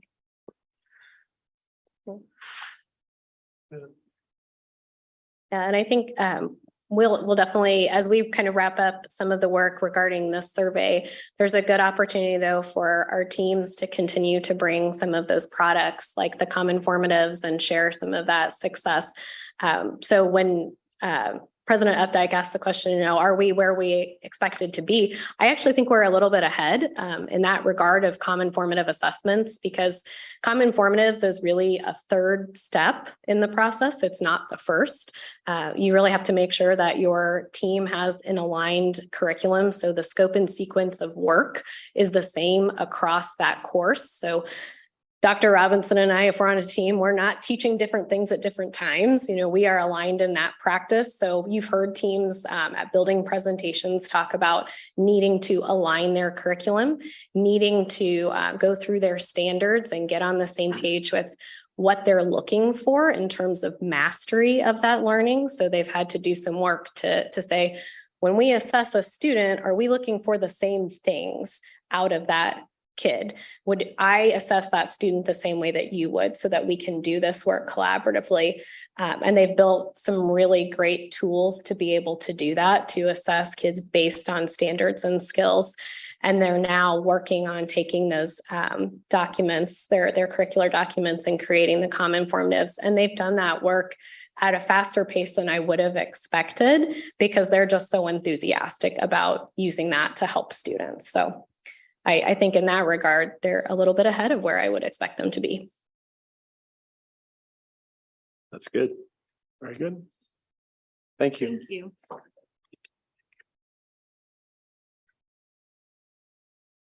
Moving on to presentation of student and staff safety, Dr. Labrelle. As you know, Dan, the district over the years have done a lot of very good job in terms of keeping our students and staff safe. You know, we have the program where we are able to have 2 full-time school resource officers available each school day to help assist our efforts to keep our campus safe. We also, just tonight, you know, we do embrace programs such as CPR training, Project Adam. But there's always things and different layers that we can put. We should always keep an eye out for to make sure if we can do things even better and give parents and staff more peace of mind. We did have the unfortunate incident last year that really hit close to home. You know, whenever they had another school district within the county that did have an active shooter incident. And out of that incident, you know, that district that, you know, kind of looked internally to see, okay, what might be some additional avenues we could explore. When I did my listen and learn tour, came up several times with parents as well as staff about continuing to investigate ways to make sure that we can address every type of incident when it comes to the safety of our students and staff. And not every incident involves, you know, an active shooter. There are many other incidents that occur that staff deal with, that parents deal with, and students that don't involve, you know, always a mass arrival of a SWAT team. So we looked at some programs, and one program that was out there that we really kind of thought this might be a good fit involved a company that based out of Georgia. And so we had them individual come in and give a presentation, just a few of us back in probably August or September. Then we had them come back another time and do it again for some additional ones. And we actually had them come back again and do our leadership team and our health professionals. And so we're at the point now where we, again, not asking for a decision, but we thought it was time for you all to kind of get a brief overview of what this program is that we're looking at, that we feel if it was moved forward within the district would be well received and definitely give us another layer providing peace of mind and sense of security to our stakeholders. So again, we have the representative here from Centigix, as well as Mr. Ellis been working with us as well as with this. So they're going to come and give you a brief overview of this particular program and then answer any questions. And again, if we decide if there's interest after this, we'll continue looking and fine tune the budget numbers and try to bring you back a formal proposal at some point in the near future. So Mr. I'm going to go ahead and just hand this off to Tara Heaton with Centigix. Thank you. Good evening. Thank you so much. I thought it might be helpful to break my comments down into 3 buckets and just keep it really high level and then let your questions drive all the details. And so those 3 buckets are all around this single badge. And the first is why this badge, what makes it so powerful? And the second portion of this is, what does this badge actually do? What does it empower each and every one of your employees, your staff members to do? And then the third part is how does it work? What sets it apart? So let's start with why. Let's start with why we created this badge. And that question starts with research, exhaustive research that started 6 to 7 years ago. Our founders and the developers started looking into why the numbers of injuries, the severity of injuries, and the number of casualties continue to rise. And they found 3 reasons why those numbers were rising. And those reasons are time, how long it took for someone to call for help, and then the response time. The second of those was confusion. When there was an emergency that affected an entire campus, was everybody clear on exactly what to do and immediately? And that lack of clarity has cost lives. And then the third piece of this is location accuracy. We heard one too many tapes and recordings where we heard the word where. So this badge solves for those three things: time, confusion, and location. So this badge, make sure I work this properly, is the easiest, fastest, most accurate, most reliable way to call for help in the face of any incident, whether it's someone falling off the monkey bars or something as terrible as an active shooter. This badge will be worn by every single staff member, and with the click of the button, they will have the comfort to know that help is on the way. So as we look to develop this badge, we looked at what's in place now for the ability to call for help. There are wall buttons, and there are buttons on desks, and there are telephones, and a lot of companies have developed a cell phone application where you could use your own personal cell phone to call for help. And we again saw challenges with all of those scenarios. One is, as you know, dead zones. Cell phones don't work everywhere. Also, there are vulnerable spots where a lot of systems cannot cover every inch of every single campus, inside, outside, bathrooms, stairwells. Our system covers every single inch of the property, and there are no dead zones. Another thing that was considered is when school districts go with a cell phone application, there's a huge equity issue. There are a small number of people who don't have smartphones, but there are many people who work on your campuses who can't get to their phone, even if they happen to remember where it is, make sure that it's charged and they have a signal, and the list goes on. And then the final piece of this is panic. When we're truly in a state of panic, we do not have those small, fine motor skills, but our research shows that we do have the ability to click a button. So let's talk about exactly what this badge does for each and every one of your staff members. I did want to share with you today, the company is not quite 5 years old, and we're now already protecting over 2.1 million people in over 26 states and in over 300 school districts. So we're growing fast because of the ease of this badge. This badge, the system itself, and I'll share briefly what else the system does, but the badge itself does two things and two things only. And again, this is worn by every single staff member. It does something that we call staff alert. And this is what is being used 98% of the time. Teachers, staff members are building muscle memory because when something is wrong, there's an emergency, they can reach up and click this button. The other thing that this badge does is something that we call campus alert. And the way that I help to remember how to separate these is staff alert is when someone needs help in their space, but the entire campus does not need to know that there's an emergency. So fight, medical issues, behavioral outbursts, anywhere where someone feels threatened or there's an emergency, they can click 3 times and help is on the way. The other piece is when we need to alert the entire campus immediately. We are under threat. Typically, the most common obvious is in the case of an active shooter. So let's talk a little bit more deeply about the staff alert. That's the 3-click. This is what's being used. We are getting stories from teachers, staff members every day sharing with us how this has helped them and saved many lives. So the wearer clicks the button 3 times. They actually feel it vibrate in their hands, so they know that help is on the way. So if you want to pick up the badge and click yours 3 times, you'll feel it vibrate. And that gives the wearer assurance that help is on the way. So once that button is clicked, then you'll have internal responders at every campus. And this is the alert that they will see on their computer screens and on their cell phones. They will see who has called for help and exactly where they are. Now, I mentioned early on that location accuracy is essential when there's an emergency.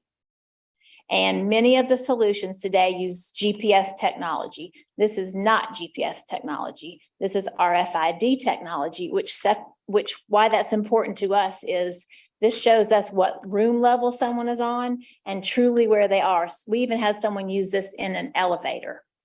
So the other type technology, I equate it to if you call for an Uber and you get on the phone and they're around the corner, maybe down the street, it's not a general area. So we're able to respond. So response times are shrinking because of that exact location accuracy.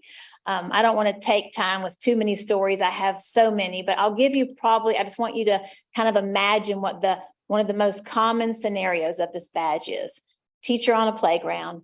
She's the only one out there with her class, he or she, and a student fell off the monkey bars. And this is an actual story, but we get many of these. Little girl fell, and immediately the teacher could see that she wasn't breathing.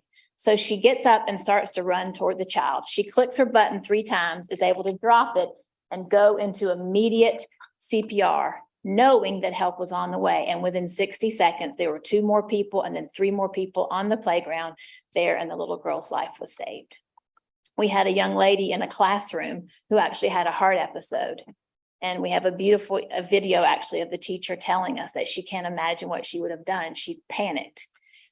Seizures are so common. Students fall out of chairs. The teacher is able to now click her button as she runs to protect the child.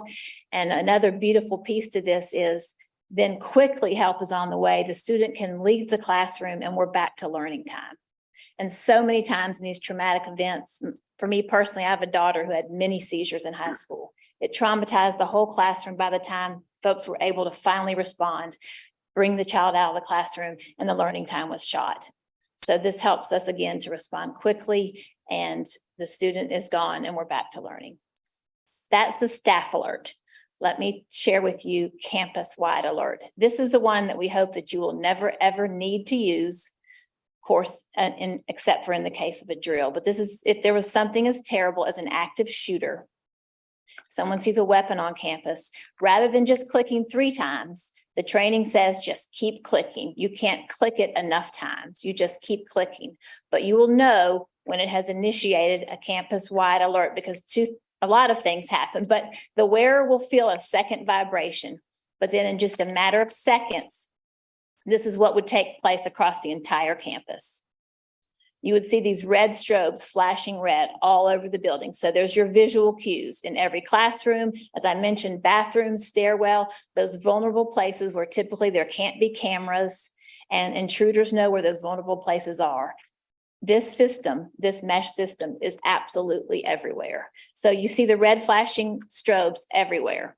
We also integrate with your intercom system. So there's your auditory cue. There's very clear instructions to get behind locked doors and away from windows. This would be, though, your custom protocol, but something similar to that effect. So you see red, you hear the instructions. Every single computer screen is immediately taken over, every smart board with the same very clear instructions. And I want to take just a moment to express how very important this is. As I mentioned early on, one of the things that we've uncovered that has cost lives is confusion. So if you imagine you're truly in a panic state, you know there's an emergency, you're a teacher, you're in a classroom responsible for 25, 30 young people. The first thing you want to do to protect those children is to, oh no, was there an email? Is this a drill? Is this a fire alarm? I'm not sure what to do. I walk out of my classroom to check with my neighbor, and that has cost lives. So in this situation, there is no question what to do. When those computer screens go up, those are flashing red, and you hear that intercom, everyone knows exactly what to do. And research shows us that no shooter has ever broken through a locked door.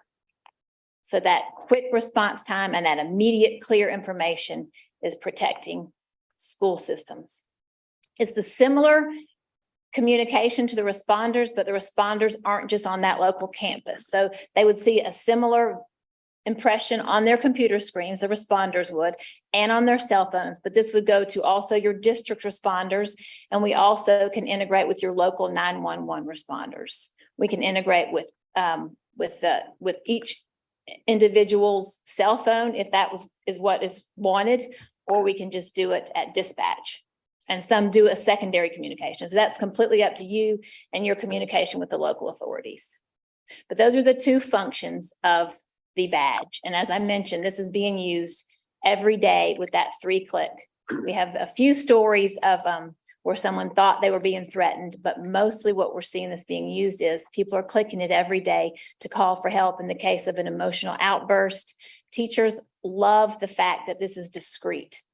We hear over and over again, it used to be that little Jordan, I know when he's starting to get upset, and the minute I would call for help, it would make the situation so much worse.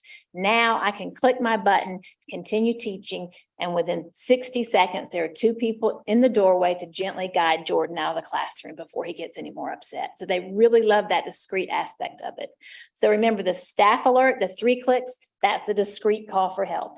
The multiple clicks, that's not discreet. That is red flashing strobes. Everybody knows exactly what to do to be protected. So again, the easiest, fastest, most accurate, most reliable way to call for help. So I've shown you why it matters, shown you what it does, and I'll quickly show you how it works.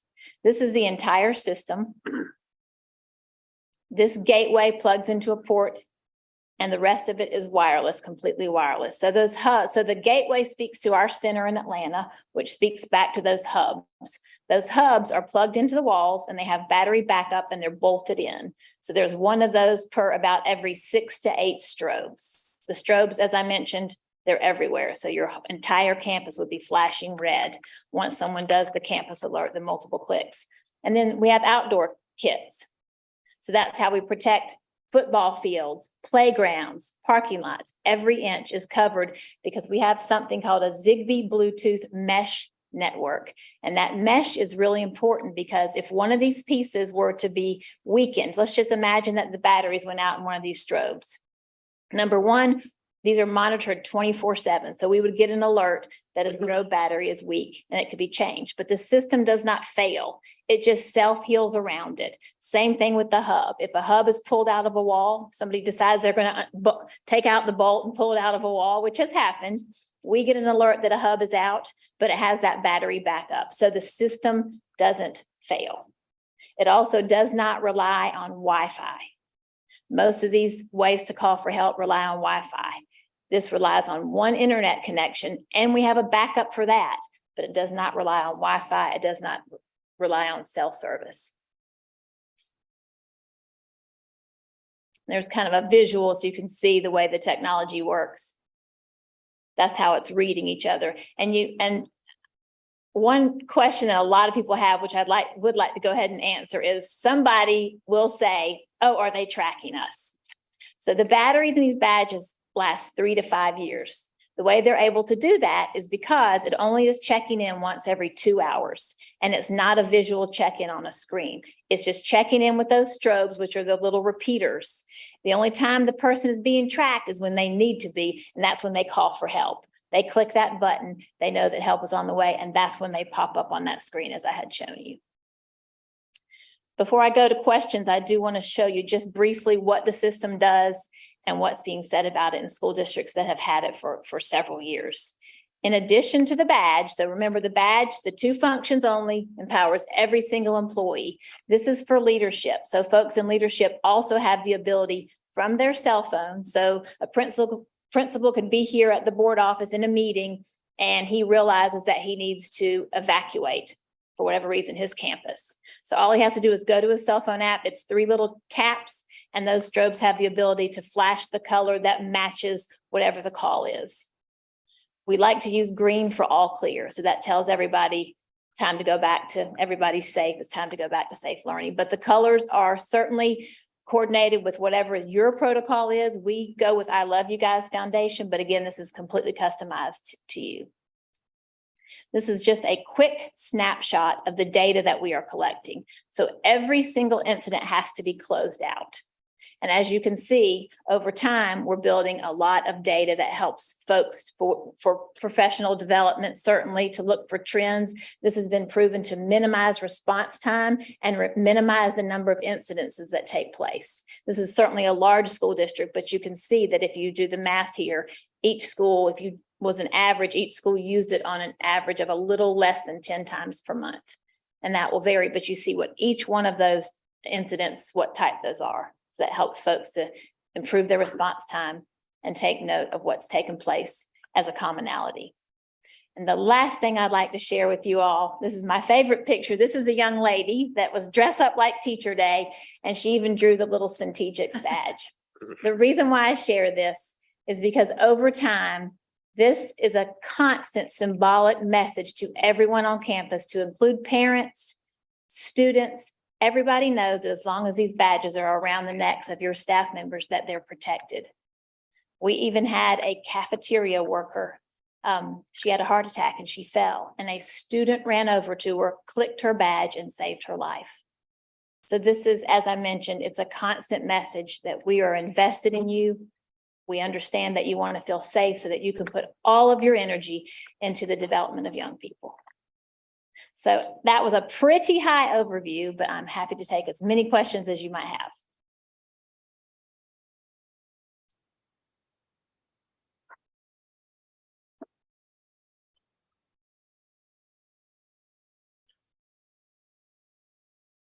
Any questions? So you said it was monitored in one single place, and then I guess I'm trying to figure out how the monitor, like the offsite monitor, works. I mean, So- you create this network within the facilities. Right. But then I'm trying to understand how that connects with your office in Atlanta. So we get a reading if a hub is low or a strobe, the flashing lights, the strobes, if one of those has a low battery, or if a hub has been pulled out of a wall or is not working properly, we get an alert and communicate with you all. One person at each individual campus will manage the badges. And so if a badge was weak, like a battery was weak in a badge, that person would get an alert on their own computer screen and the badge would just be swapped out. So we would communicate to you if you had a weak strobe or a weak hub. And if it was a card, you would know that right from your own system. So it just monitors the system. You don't have anything to do with the responses or. We're aware of them, but no, we're not functioning as any part of that response communication. That's Right. completely within each campus for the staff alert. And then if it's campus wide, then there are typically district responders as well, and then the local authorities. But no, we're not a part of that function at all. We just, what I mean by monitoring is, and we see them because all the data is being collected. But what I mean by alerts is if something was not 100% functional, the system stays live. It won't die. But we would say, hey, someone pulled a hub out in a room 202. We can see exactly where the hub is, exactly where the strobe is. We need to change the batteries out. Okay. Anything else? I was at a site council meeting, I think at Wolf Creek, maybe last year, and there was a local person that had one of these, that their spouse or something worked for your company. So there is you do have local people in the area that work with you? Yeah, you're probably talking about Jim Fraudsham. He actually lives right here in the school district. Yeah. So he's excited about it. Are you working with school districts, I'm assuming, in our area? Yes. Already? Olathe and Blue Valley both have it. Fort Leavenworth, there's some others, but those are the ones that come to mind. I can get a list, sure. How long have Olathe and Blue Valley? had this? Olathe, I think, is close to a year, and Blue Valley is pretty new. It's pretty new. Yeah, we're working with 3 of the largest of the top 10 school districts in the country. 3 of the largest we're working with, and it's just, like I said, just growing so fast. So I guess the other question, of course, would be cost and where the money would come from and that sort of thing. So that's fine. I've attempted to put it on the agenda, but I can't figure out how to get it to display. So I do have that cost. We'll have it on the agenda. A little less than $600,000 for a 5-year contract. We're getting the final actual proposal. She provided a quote today, but we'll provide that before the next for sure. So the hardware and the service and everything is all kind of rolled into one thing. Correct. Yep. And then I don't know who wants to address where the money's coming from. Yeah, it would be Doug and I have talked, and it would be basically general capital outlay. The one thing to keep in mind, you put a price tag on peace of mind and safety, because that, you're talking this, Mr. Elliott said, over 5 years, estimate between 550 and 600 grand. But when you figure the fact that you're putting that in the hands of every single staff member, we have close to 600 staff members. And you're giving that peace of mind to those parents of approximately 3,800 students that attend campus every day. When you really break it down and to do some simple math, you're talking about 18 cents a day. $30 a year per person. I mean, that's when you really break it down. I mean, but again, it does.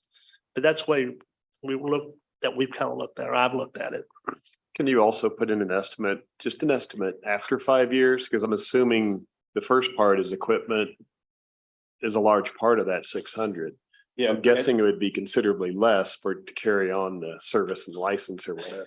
I'll let her Not you. provide. Yes. I know, but I want to make a comment though, just from a technology standpoint. I wish I could give you an estimate 5 years from now. I try really hard, but just in general, I think things are going to change so much that'll be a challenge. Partly because more than likely everything will be replaced at that time anyway. So it would be a whole new probably system won't be starting much over. of a savings, but okay. Here you have a canned answer for that. That was pretty much it. Now, I mean, I can tell you that a part of it is the installation and the training. We do beautiful work with training, which is so important, and the implementation. So all that is a one-time fee. What we can tell you at the end of 5 years is that, and you would see this in the proposal, that you could go on to do an annual fee at the then current pricing. So you'd see a current price now, and then there's no way to predict. But Mr. Elliott's right. There more than likely will be a new system in 5 years. It could be, more cost efficient, certainly, because you know how software develops. Think about, I remember the first GPS I bought was $700 and something, and now they're obsolete. So we hope that will be the case. That will even could be more affordable. It is hard to predict after 5 years, but you would have the option to say, we're going to keep the system that we have, and we're just going to continue to pay the annual fee, or we want to upgrade to whatever is the latest and greatest. You had said, I heard you say, did you call the strobe also a repeater? Yes. So it is not just a strobe, but it also is a repeater? Yes, and that's double reason why they are, as I said, everywhere. Outdoors, we don't have the strobes though. We have outdoor kits, and we have these little square beacons that do the same job as the strobe, but without the flashing light. So the little beacons are also the repeaters. So the hubs are speaking to the center in Atlanta, which communicates back, through all those strips, and that's what's reading these badges. This might be more of a question for our staff, but this Project Adam that you just presented to us, how would this coordinate with that? Or is there a way it could coordinate with that? So we've been talking a little bit about it. Project Adam, I think one of the things it will do is help speed up our response time. The one challenge with it, and we've already been, starting to problem solve through, is you don't know what your crisis is that you're going to. So essentially we'd be training our teams that everybody's going until you use some of your internal communication to redirect them back. But I think there's a lot of uses. I think there's also some pieces when you think of our buildings doing kind of a soft lockdown, or, we don't want everybody out of their classrooms because there's a health situation. There's the opportunity with the changing of the colors of the strobes to do some of that in a less intrusive way than what we're currently doing. So there definitely are some advantages from just a health standpoint that we could take advantage of.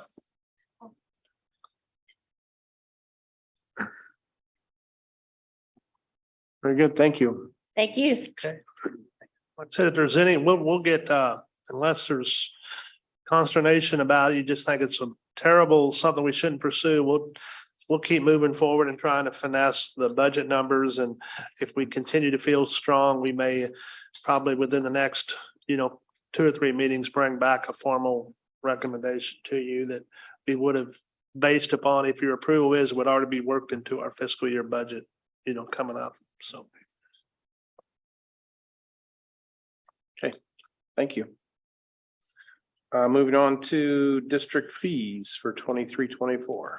Dr. Luttrell. Yes, every year the district sets some fees. And so at this point in time, Mr. Swin, our finance person is going to come and just kind of give you what the what his recommendations are for basically 5 of our fees that we charge. We already had approved driver's ed fee a couple, 2 or 3 meetings ago. But again, there's really nothing earth shocking here, but Mr. Swin, feel free to give us a brief update on what you're recommending for fees. Yeah, I'll go ahead and pull up the summary sheet because I think it helps to look, what we've done the last few years, and I've stretched it out to 10 years. Probably the biggest jump that is being proposed is with the instructional fees. We've been at 85 for 4 years straight now, and prior to that, it was at 80. It is a $10 recommendation, which is bigger than we normally jump at a time.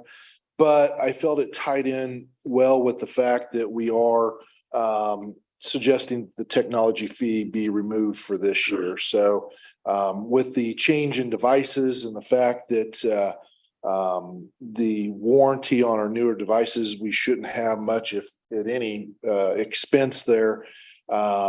It seemed appropriate to go ahead and remove the $25 technology fee and capture a little bit of that on the instructional side.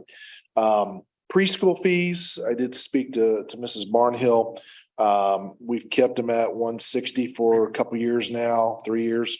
Felt it was time to go ahead and increase that. And we still feel like at $180, that's still quite a bargain compared to area daycares.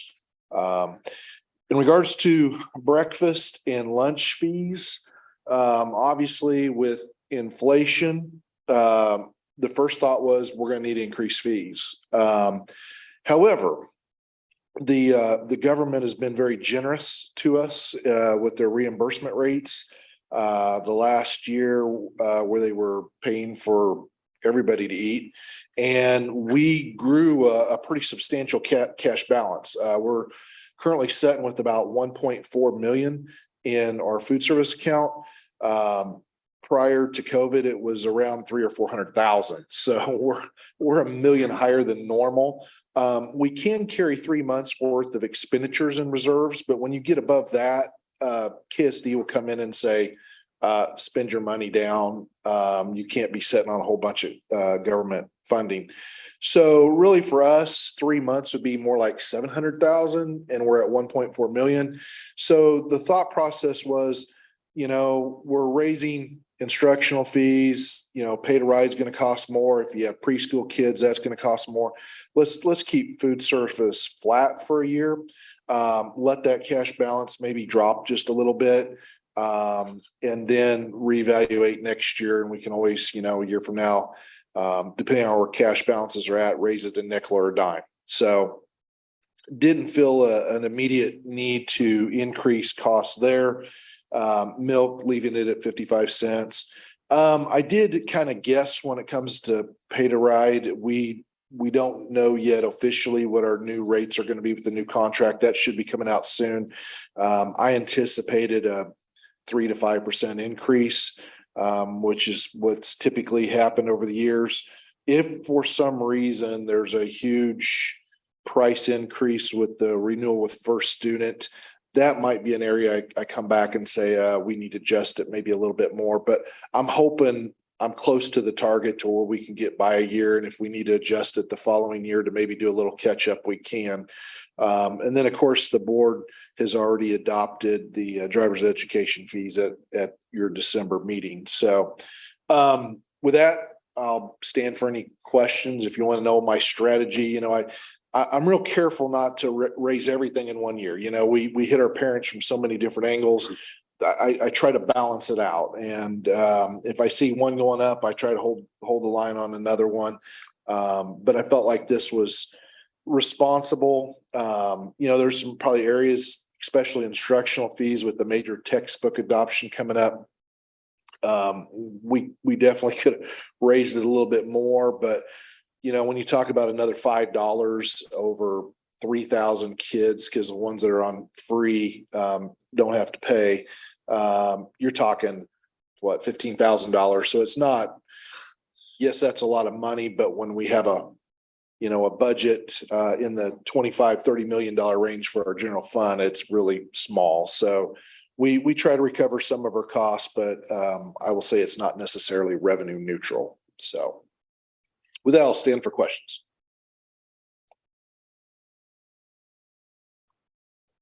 Good explanation. Yeah. Thank you, Doug. All right. Thank you. Moving on to DLR Group amended contract for some kitchen upgrades. Yes, and this is involves as we prepare, which is one of our upcoming meetings, you'll get a much more detailed report of what our summer projects are going to be. But as we started, Mr. Meek had some conversations with some individuals about summer projects that required some, more renovation type, new construction type work, remodeling work, focused on a couple buildings, our older buildings, Spring Hill Elementary, Spring Hill Middle School, about redoing some serving lines to be more efficient. And those projects that would involve more of some specs, detailed specs. And to do that does require, before we can actually know what we need to have those specs drafted. And so we need to have an architect, which would be DLR, basically do some preliminary work. And of course, this would, what Mr. Meek's going to talk to you about is basically involves the monies, the funds that would be required for DLR to draw up the design build plans that would allow us then to go out and get actual pricing that we would then bring back for approval for these projects. But Mr. Meek, I set it up to probably muddy it too much. So I'll let you take over. And like I said, time is of essence on this. And I know it is, like I said, discussion item, but if, every time we could, if there's consensus that, hey, it's pretty basic, if we could maybe ask that we get maybe an action item sooner than later, that'd be good too. But if not, we'll bring it back on the 27th. So Mr. Meek, go ahead. Yeah, this is work to be done at Spring Hill Elementary School and Spring Hill Middle School. Spring Hill Middle School deals primarily with the servery area, the serving area of that school. Right now, our other two middle schools have the ability to run two lines in there and then make a U-turn basically, and come back out and pay. Spring Hill Middle School, the way it's set up is still, there's one line going in, you serve that one line, then you can go to two lines, go around the salad bar and some of that. And it takes quite a little while to get those kids through. So we're cutting into their lunchtime. And so they're having to hurry a little bit more to get done. Most all the work there deals with that serving area, tearing out the old, that is the original kitchen or the serving equipment that we put in there back in a long time ago. My mom was involved at that point still in the food service department and so helped with that originally, but it's an old design, not very efficient, but there is some construction work that has to be done though, because in order to get two lines in and two lines out, we need to open up the wall there off of a hallway a little bit to get the second line out. So there'll be some true, what I call construction work, some demo with some additional beams and stuff to go across to support that. So that one's probably the more critical one. Spring Hill Elementary School, we actually put new serving equipment in the front area of that last year, 2 years ago. Time flies as you get old. Maybe not even when you're old, but the real work to be done there is in the kitchen part of it. The prep area that they have and the storage areas are very inadequate. The prep area sits right behind the oven. So as somebody's trying to load or unload the oven, somebody can't be doing prep in that area. Or if they are trying to do it, it's very dangerous. Somebody can be taking a pan out and get hit with a hot pan or something like that. So it's kind of dangerous the way it's set up right now. We're looking at moving a vegetable prep area over to where a 3-compartment sink. We can also put this 3-compartment sink then in the clean side of the dishwasher where the plates and stuff come out of the dishwasher. Same setup we have at our elementary schools now, where they come out for a little period, then they go over the 3-compartment sink and it extends it. And Takes up less space. That also will give them a garbage disposal for like their vegetable prep and things like that. Right now, the only garbage disposal they have is in the where they wash before it goes in the dishwasher. So they're really pretty inadequate in the prep area and stuff with that building. The other thing is the storage in that building. Right now, they have a little 6x6 storage in that building, and that being one of our schools with the highest count of kids. It's about a third the size of any other building. So we're looking at going in the hallway behind it, which for those of you that know that building at all would know that it's where the old gymnasium was. You can go back in a hallway there, and we're going to take up about half that hallway for a long storeroom there to make up that. It's a fairly cheap and inexpensive way to get some additional storage in that area for them as well. And it'll still allow for if we ever decide to make that back into a gym where the kids are in there instead of the storage like we're using now, it'll allow it to still function with all the egress and everything else it needs. So again, $42,000 is an amendment to the contract we currently have with DLR for their professional services for the design of this. Any questions about that part? I just have a quick question.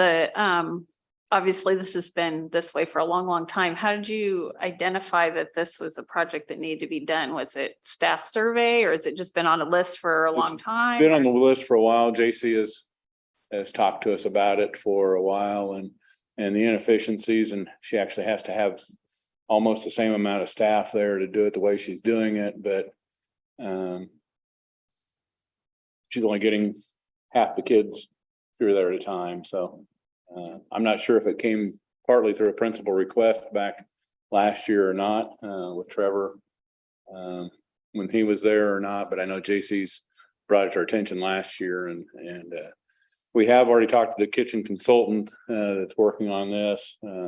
Really, in order for him to give us a price, he had to almost draw the whole thing up just to try to figure out what their stuff is. So it's almost a ready to go project just because of the amount of work that he had to do for it to get us a price. So it really won't take long. DLR's construction services include all construction documents. They'll also be working with us with bid negotiations, and then the construction administration. This will be a general contractor, not a construction management job like we've been doing with J.E. Dunn. We'll just go out because of the size of it. It works much better for a general contractor to do it and pick up everything. So these are just fees for DLR, nothing to do with. This is just DLR's design fee. So this is going to be a pretty pricey project, I'm guessing. Yeah, we don't have an exact, because we're waiting to get final drawings done before we can really put a price to it. So yeah, it'll be there. And Doug and I've had some preliminary talk about where it can be paid for, and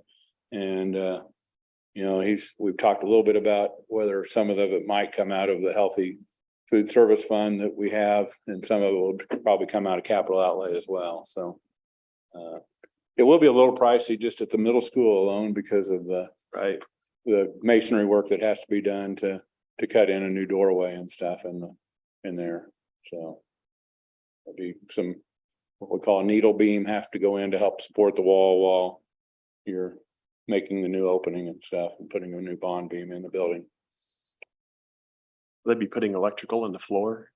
There'll be some electrical that'll have to move as well. Yeah, so we were already looking at the entire kitchen anyway for new epoxy flooring in there. So part of the other summer projects we've got is some other epoxy flooring going on. Right now, we're not tying the two together, but you'll be hearing more probably when you hear the summer updates for work with Kylie and myself. Looking at some other polished concrete floors and things like that. So we've got a lot of those contractors already there. So we're hoping we can take advantage of some efficiencies of, I've already got one of the jobs, so I'm going to more aggressively go after the other epoxy floor jobs and stuff that we have in the district. So Spring Hill Elementary School has a fairly new epoxy floor, so we won't be doing a new epoxy floor in it. We'll have a couple of little minor patches. We're not doing electrical or anything like that. We might have to do a little bit of plumbing work, so then maybe a little bit of a cut and patch to take care of that, so.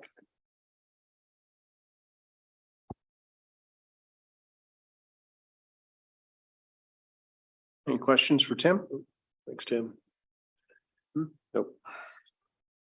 And again, we'll bring this back, I guess, next meeting for you if you'd like. It is pretty. DLR is kind of going out on a limb, saying that we're going to pass it and proceeding a little bit with the design work, just because otherwise we might miss our bid timelines and stuff to make sure we can do it during the summertime. So let you know that. Are we gonna get an estimated cost on the full project? We probably, yes, that's one of the plans as soon as we get the full project done, and we hope to actually be able to bring that back to you even at the meeting after we approve the contract, so. Yeah. Cool. Very good. Thank you, Tim. All right, moving on to Spring Hill Recreation Commission representative vacancy. This vacancy, as you know, we are the kind of the fiscal agent, for the Spring Hill Rec Commission. All that money, is levied through the school district. And but yet they have their own board of directors. And they currently, of their 5-member board, have a vacancy. And the process that's been utilized in the past has come in different ways, but typically person expresses interest, and then the individual or individuals are basically either ask some questions or make a brief appearance, possibly if invited, to the board to kind of share their rationale and reasons for wanting to serve.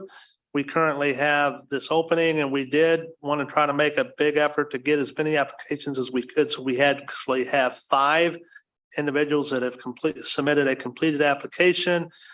And so what tonight we just simply wanted to ask from you all is if you all would take the time, or maybe you have already taken the time, to look through each of the 5, and the one attachment with that agenda item, the Spring Hill Rec Commission Board Representative application, the Google Forms, those have all 5 of the applications scanned in as one document. And so what I would like for you to do, and President Updike can, share more, but we didn't know if you had gone through, and if rather than bring all 5 in, if you want, if it was your preference to maybe, if you thought maybe 1 or 2 of them might be the better fit to maybe come in initially first, we could invite them in at either the meeting on the 27th or on March the 6th.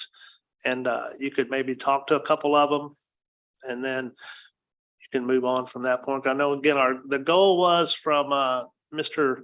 Lane was to try to hopefully have this position appointed sometime, by the end of March, sometime early April, maybe, if not sooner, but want to get some feedback on how you want to approach the next step now that we've got the applications in.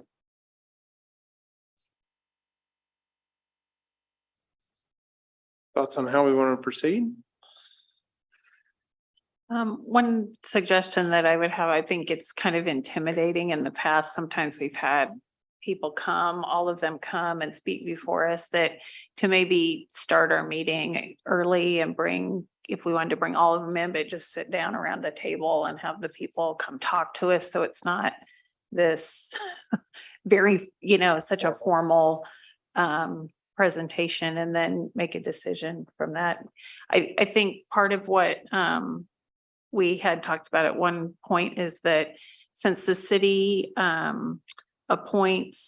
City of Spring Hill appoints 2 people and the school district appoints 2 people, that it would be advantageous for us to be able to appoint somebody that lives up in the northern part of the district that's not part of the city limits. So I think that should be a consideration.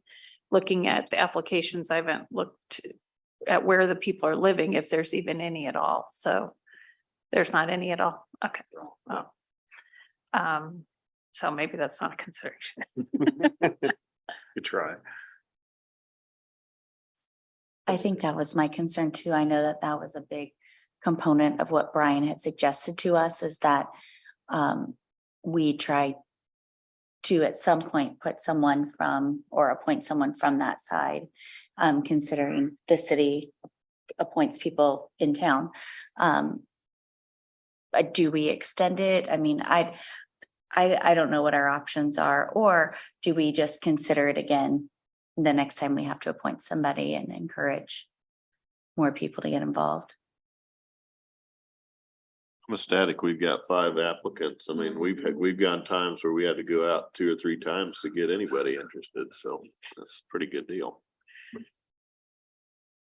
Yeah, there's not a whole lot of information in There's not what they much. put in there, so you're really gonna have to meet them. And Sharon, that's a great idea, because that was very uncomfortable the last time we did that way. I think Keith, maybe you were in on that. You remember that? I don't think he's there. So do, I think the path forward is based on this conversation is that we'll invite all 5 of them in, start at 6 PM. At the next, I wouldn't do it in a morning meeting, but March 6th. yeah, just Not 6 AM. right. So March 5th, start at 6 PM, have all 5 and it's post meridian. So have all 5 of them come in. We can chat with all 5 and go from there. March 5th. Can't be right. 6th. Or 6th? What is Monday. it? Yeah, it's before spring break. We have back-to-back meetings, We only have That- one. 2 Mondays in a row. The way February falls with the 2nd and the 4th, like this is, we always go the 2nd and the 4th. And then they normally would meet the 13th of March, but that's spring break, so they're not meeting. Oh, the 27th is Timber Sage. Yeah, it's a morning meeting and then the 6th is our only meeting in March, right? 6th, yeah.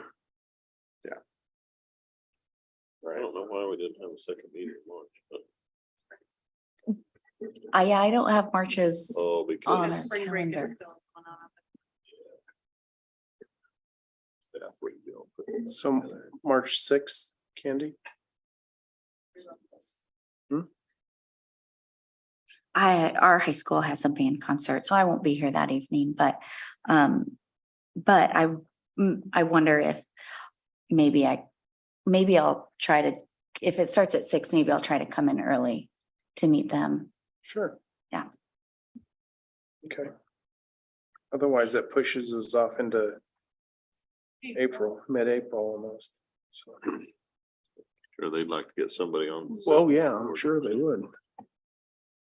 All right, so we'll move forward like that. Good, thanks.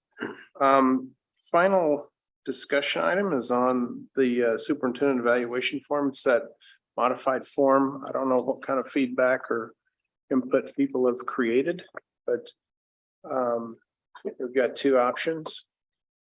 You could send, we can all send Candy our comments. Pull them together and make edits based on that. Or we could table this, and move it off till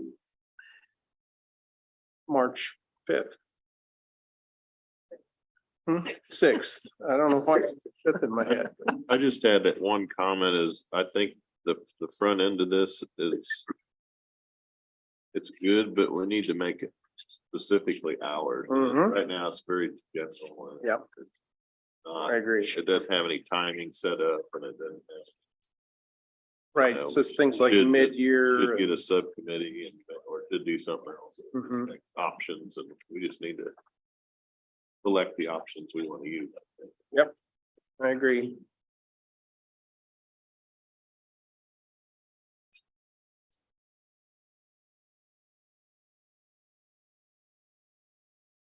Any other comments?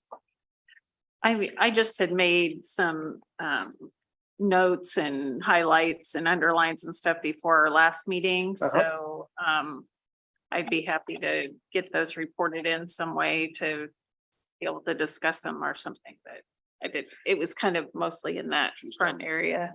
Yeah. Okay.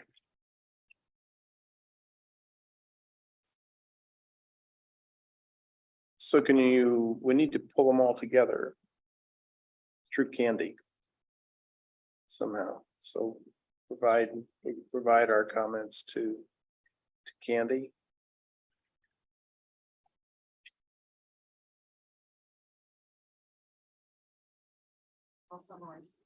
Excellent. Anything else? So any other comments?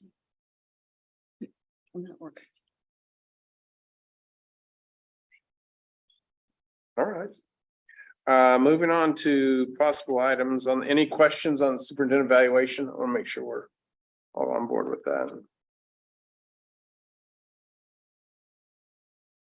Okay. Possible items on the horizon that may soon be an agenda item. Just a few real quick, as we mentioned earlier, we will have hopefully in March or April meeting, the transportation contract to bring to you, since this is the final year of our contract that had been formed with Bus. It's now for a student. We do plan on bringing you one option that would be keeping our routes the same, single routing, and then we'll probably bring a proposal that also had incorporating tiered busing, because I think you would realize some savings with that would also have some benefits in terms of shorter ride times and that on the bus that I think you just need to be considered. So we hopefully will have that, in the between now and the next 3 meetings at the latest. We also will have probably at the 27th meeting and a recommendation on the March the 6th meeting. We are trying to put together a 24-25 academic calendar, district calendar, tells what our start dates are, what days we're going to have for holidays, different things. We narrowed that down we went from initial drafts to get some input. We got 4 drafts, and then we narrowed that down to 2. And we should be hopefully, I think, later this week, if not tomorrow, sending those versions out with the highlights to our staff as well as, to parents. And then we'll get those back in and kind of look to see, what the trends were. And from that, hopefully have some members of our calendar committee that will come to a future meeting here shortly and give you a recommendation, for the 24-25 calendar.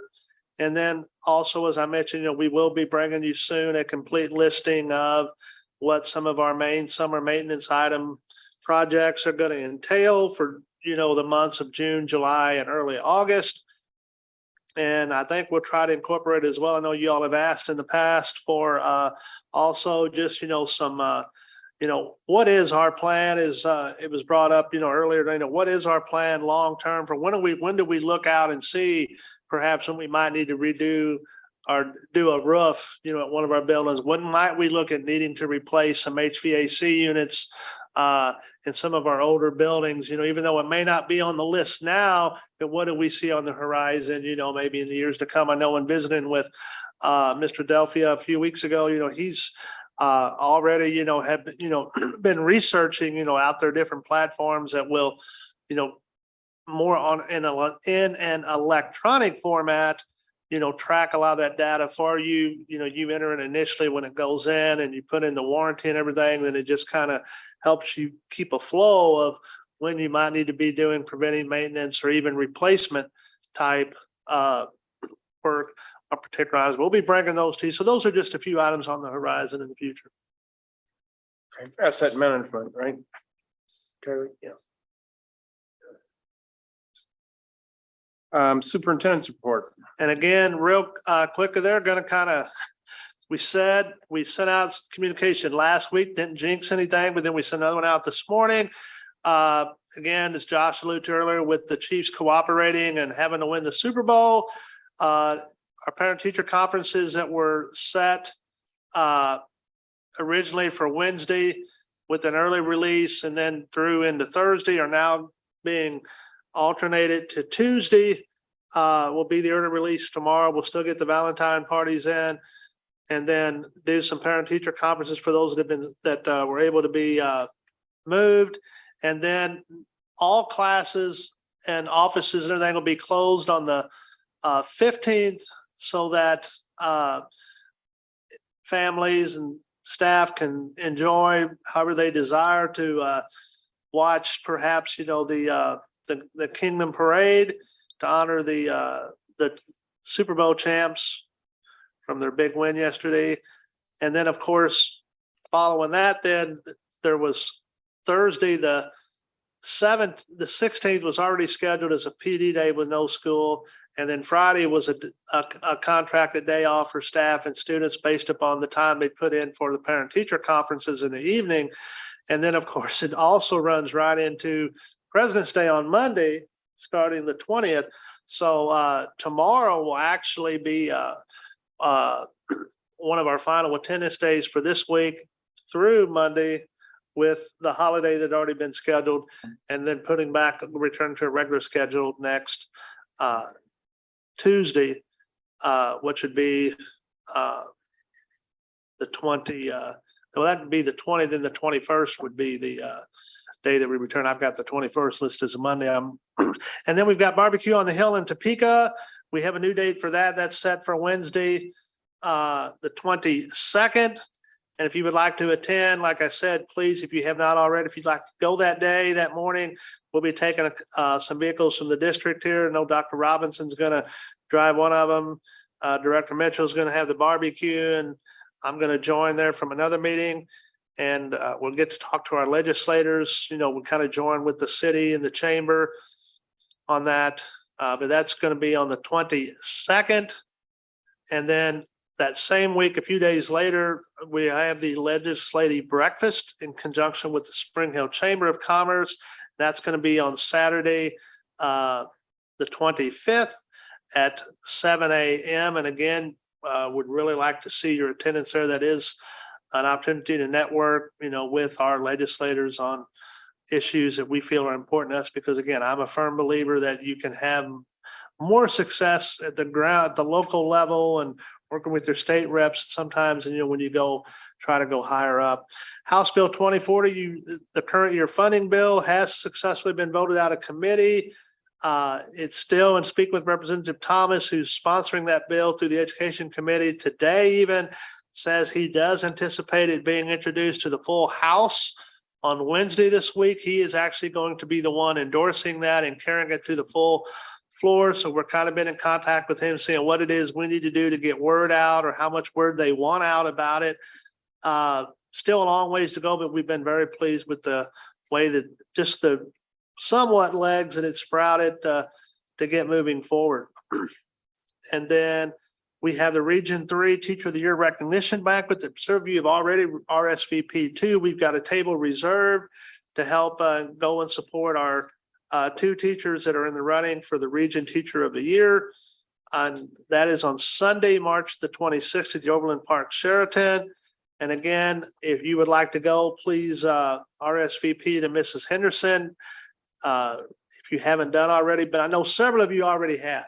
Okay, we've got pretty much a full table already, but we can always make room for more. Just let us know as we support our teachers, Mrs. Wise and Emily Veer. And then, as I said, the next regular session of the board after tonight will be the Monday AM meeting on February the 27th at Timber Sage. And then after that, we'll come back for our evening meeting on Monday, March the 6th. That's my superintendent's report. A lot going on. There's a lot going on. Thank you. Told you second semester was going to be busy. Moving on to Board of Education member reports.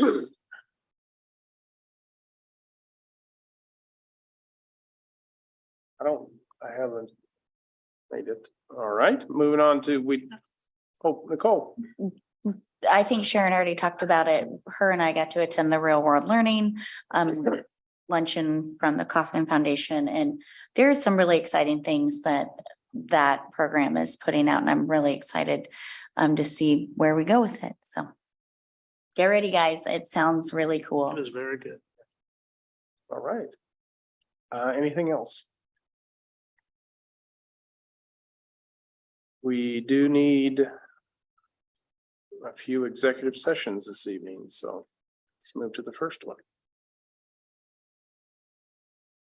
Hey, Mr. President, I move the board recess to executive session to discuss confidential student information pursuant to the exception relating to actions adversely or favorably affecting a student under coma. Those to be in the session include the Board of Education members, Superintendent of Schools, Assistant Superintendent of Schools, investigator and administrators as requested. The executive session will begin at 9:40, 9:35, 9:35. 9:35. And we'll resume no later than, For each one, for for all of them or just the first one? first one. The first one with the, just get a report of that findings. I'm hoping, depending on how many questions you have, in maybe 10 minutes 10, 15 minutes, but No later than 9:45 in this place. That's kind of early. That's wishful thinking. Second. It's moved and seconded to move to executive session for the purpose of discussing confidential student information pursuant to exception relating to acting adversely or favorably affecting a student under coma. Candy, please collect the vote. We'll start the vote with Mr. Anderson, Yes. Mrs. Milius. Yes. Mr. Ewing. Is he still on, Phil? No, he's Okay. come off. Mr. Hoffman, Yes. Mr. Updike, Yes, Mrs. Mitchell, Yes. approved. very good. Thank you.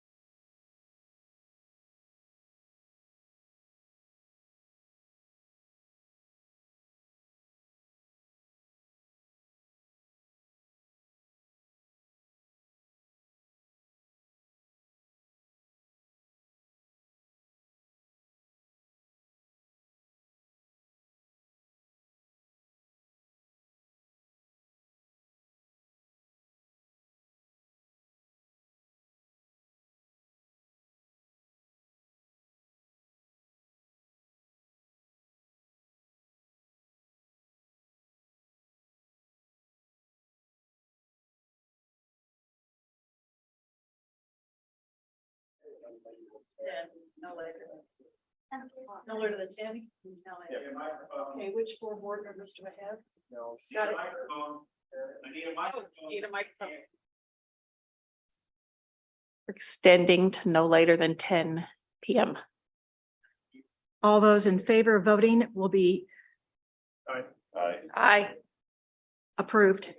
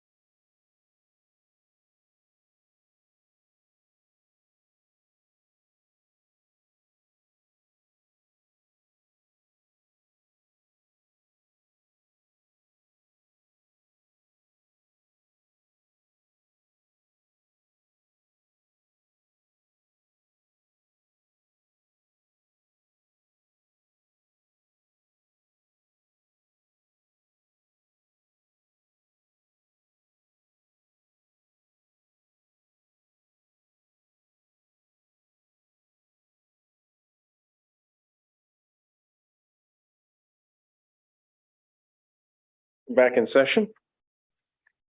Have moving on to an action item. Findings of the investigator.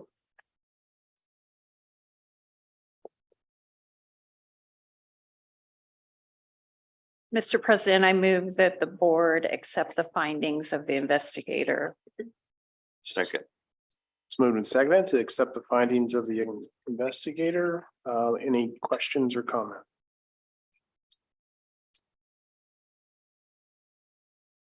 Andy, please collect the vote. We'll start the vote with Mrs. Milius, Yes. Mr. Hoffman, Yes. Mr. Updike, Yes, Mrs. Mitchell, Yes. Mr. Anderson. Yes. Approved. very good. We do need another executive session.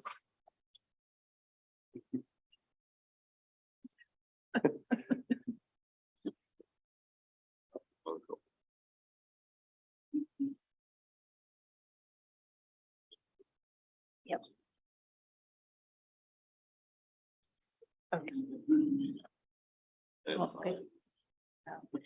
Mr. President, I move the board recess to executive session for the purpose of discussing personnel matters of non-elected personnel to protect the privacy interests of an identifiable individual under coma. Those to be in attendance include the Board of Education members, superintendent of schools, assistant superintendent, administrators as requested, and others as requested. Executive session to begin at 10:05 with open meeting resuming no later than 10:30 in this place. Yeah, that'd be fine. We call them. Second, the motion is moved and seconded, move to executive session for the discussion of personnel matters of non-elected personnel under coma. Candy, please collect the vote. We'll start the vote with, let's see, Mr. Ewing's not here. We're going to start the vote with Mr. Hoffman, Yes. Mr. Updike, Yes. Mrs. Mitchell, Yes. Mr. Anderson. Yes. Mrs. Milius. Yes. Approved. Very good, thank you. Back in the box. Bring them back. I'll bring one of them back.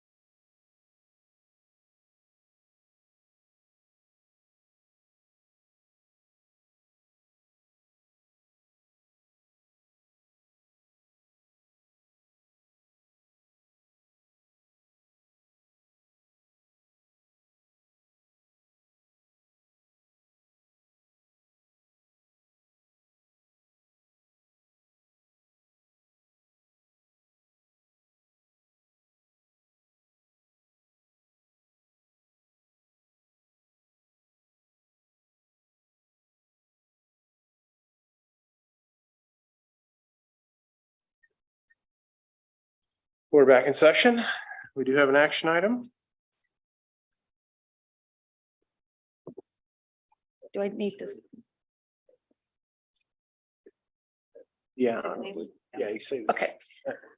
Mr. President, I move that the board approve employment of elementary school principals, Dr. Teresa Miller for Dayton Creek Elementary School and Miss Jenny Skibby for Prairie Creek Elementary School for the 2023-2024 school year. Second. It's moved to second to appoint as principals Dr. Teresa Miller and Mrs. Jenny Skibby at Dayton Creek and Prairie Creek respectively. Any final comment or question? Candy, please collect the vote. We'll start the vote with Mr. Hoffman, Yes. Mr. Updike. Yes. Mrs. Mitchell, Yes. Mr. Anderson. Yes. Mrs. Milius. Yes. Approved. Well done, congratulations. We do need another executive session.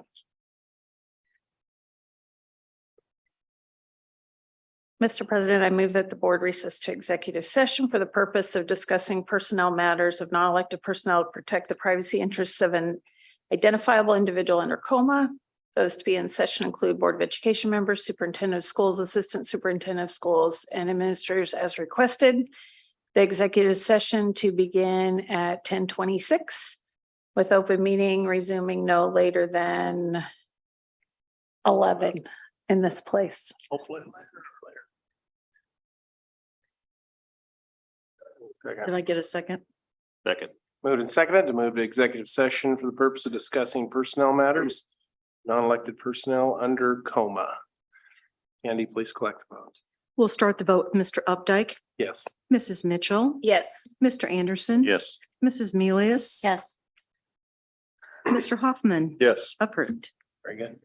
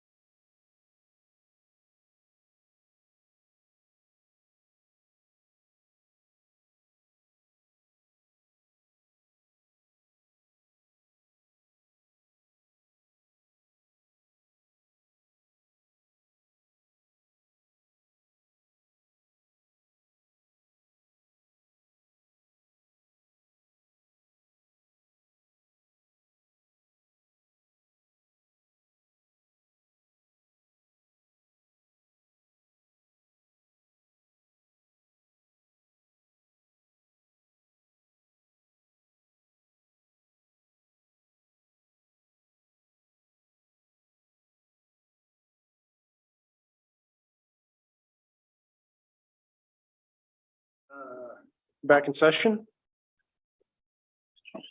We do have have an action item.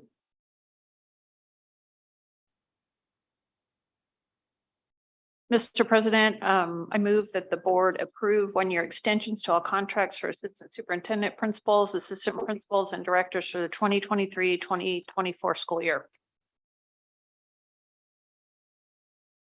Second. It's moved and seconded to extend employment contracts an additional year for all administrators, assistant superintendent, principals, directors, and superintendent. Any questions or discussion? Candy, please collect the vote. We'll start the vote with Mrs. Mitchell, Yes. Mr. Anderson, Yes. Mrs. Milius. Yes. Mr. Hoffman, Yes. Mr. Updike, Yes, approved. we are adjourned. Oh, we have one more. Oh, we have one more? Yeah. Okay, I move that we extend a one-year extension for the superintendent of schools contract. okay. Second. It's moved and seconded for a one-year extension of the superintendent's contract. Any discussion or conversation? Candy, please collect the vote. We'll start the vote with Mr. Anderson, Yes. Mrs. Milius, Yes. Mr. Hoffman, Yes. Mr. Updike. Yes. Mrs. Mitchell, Yes. approved.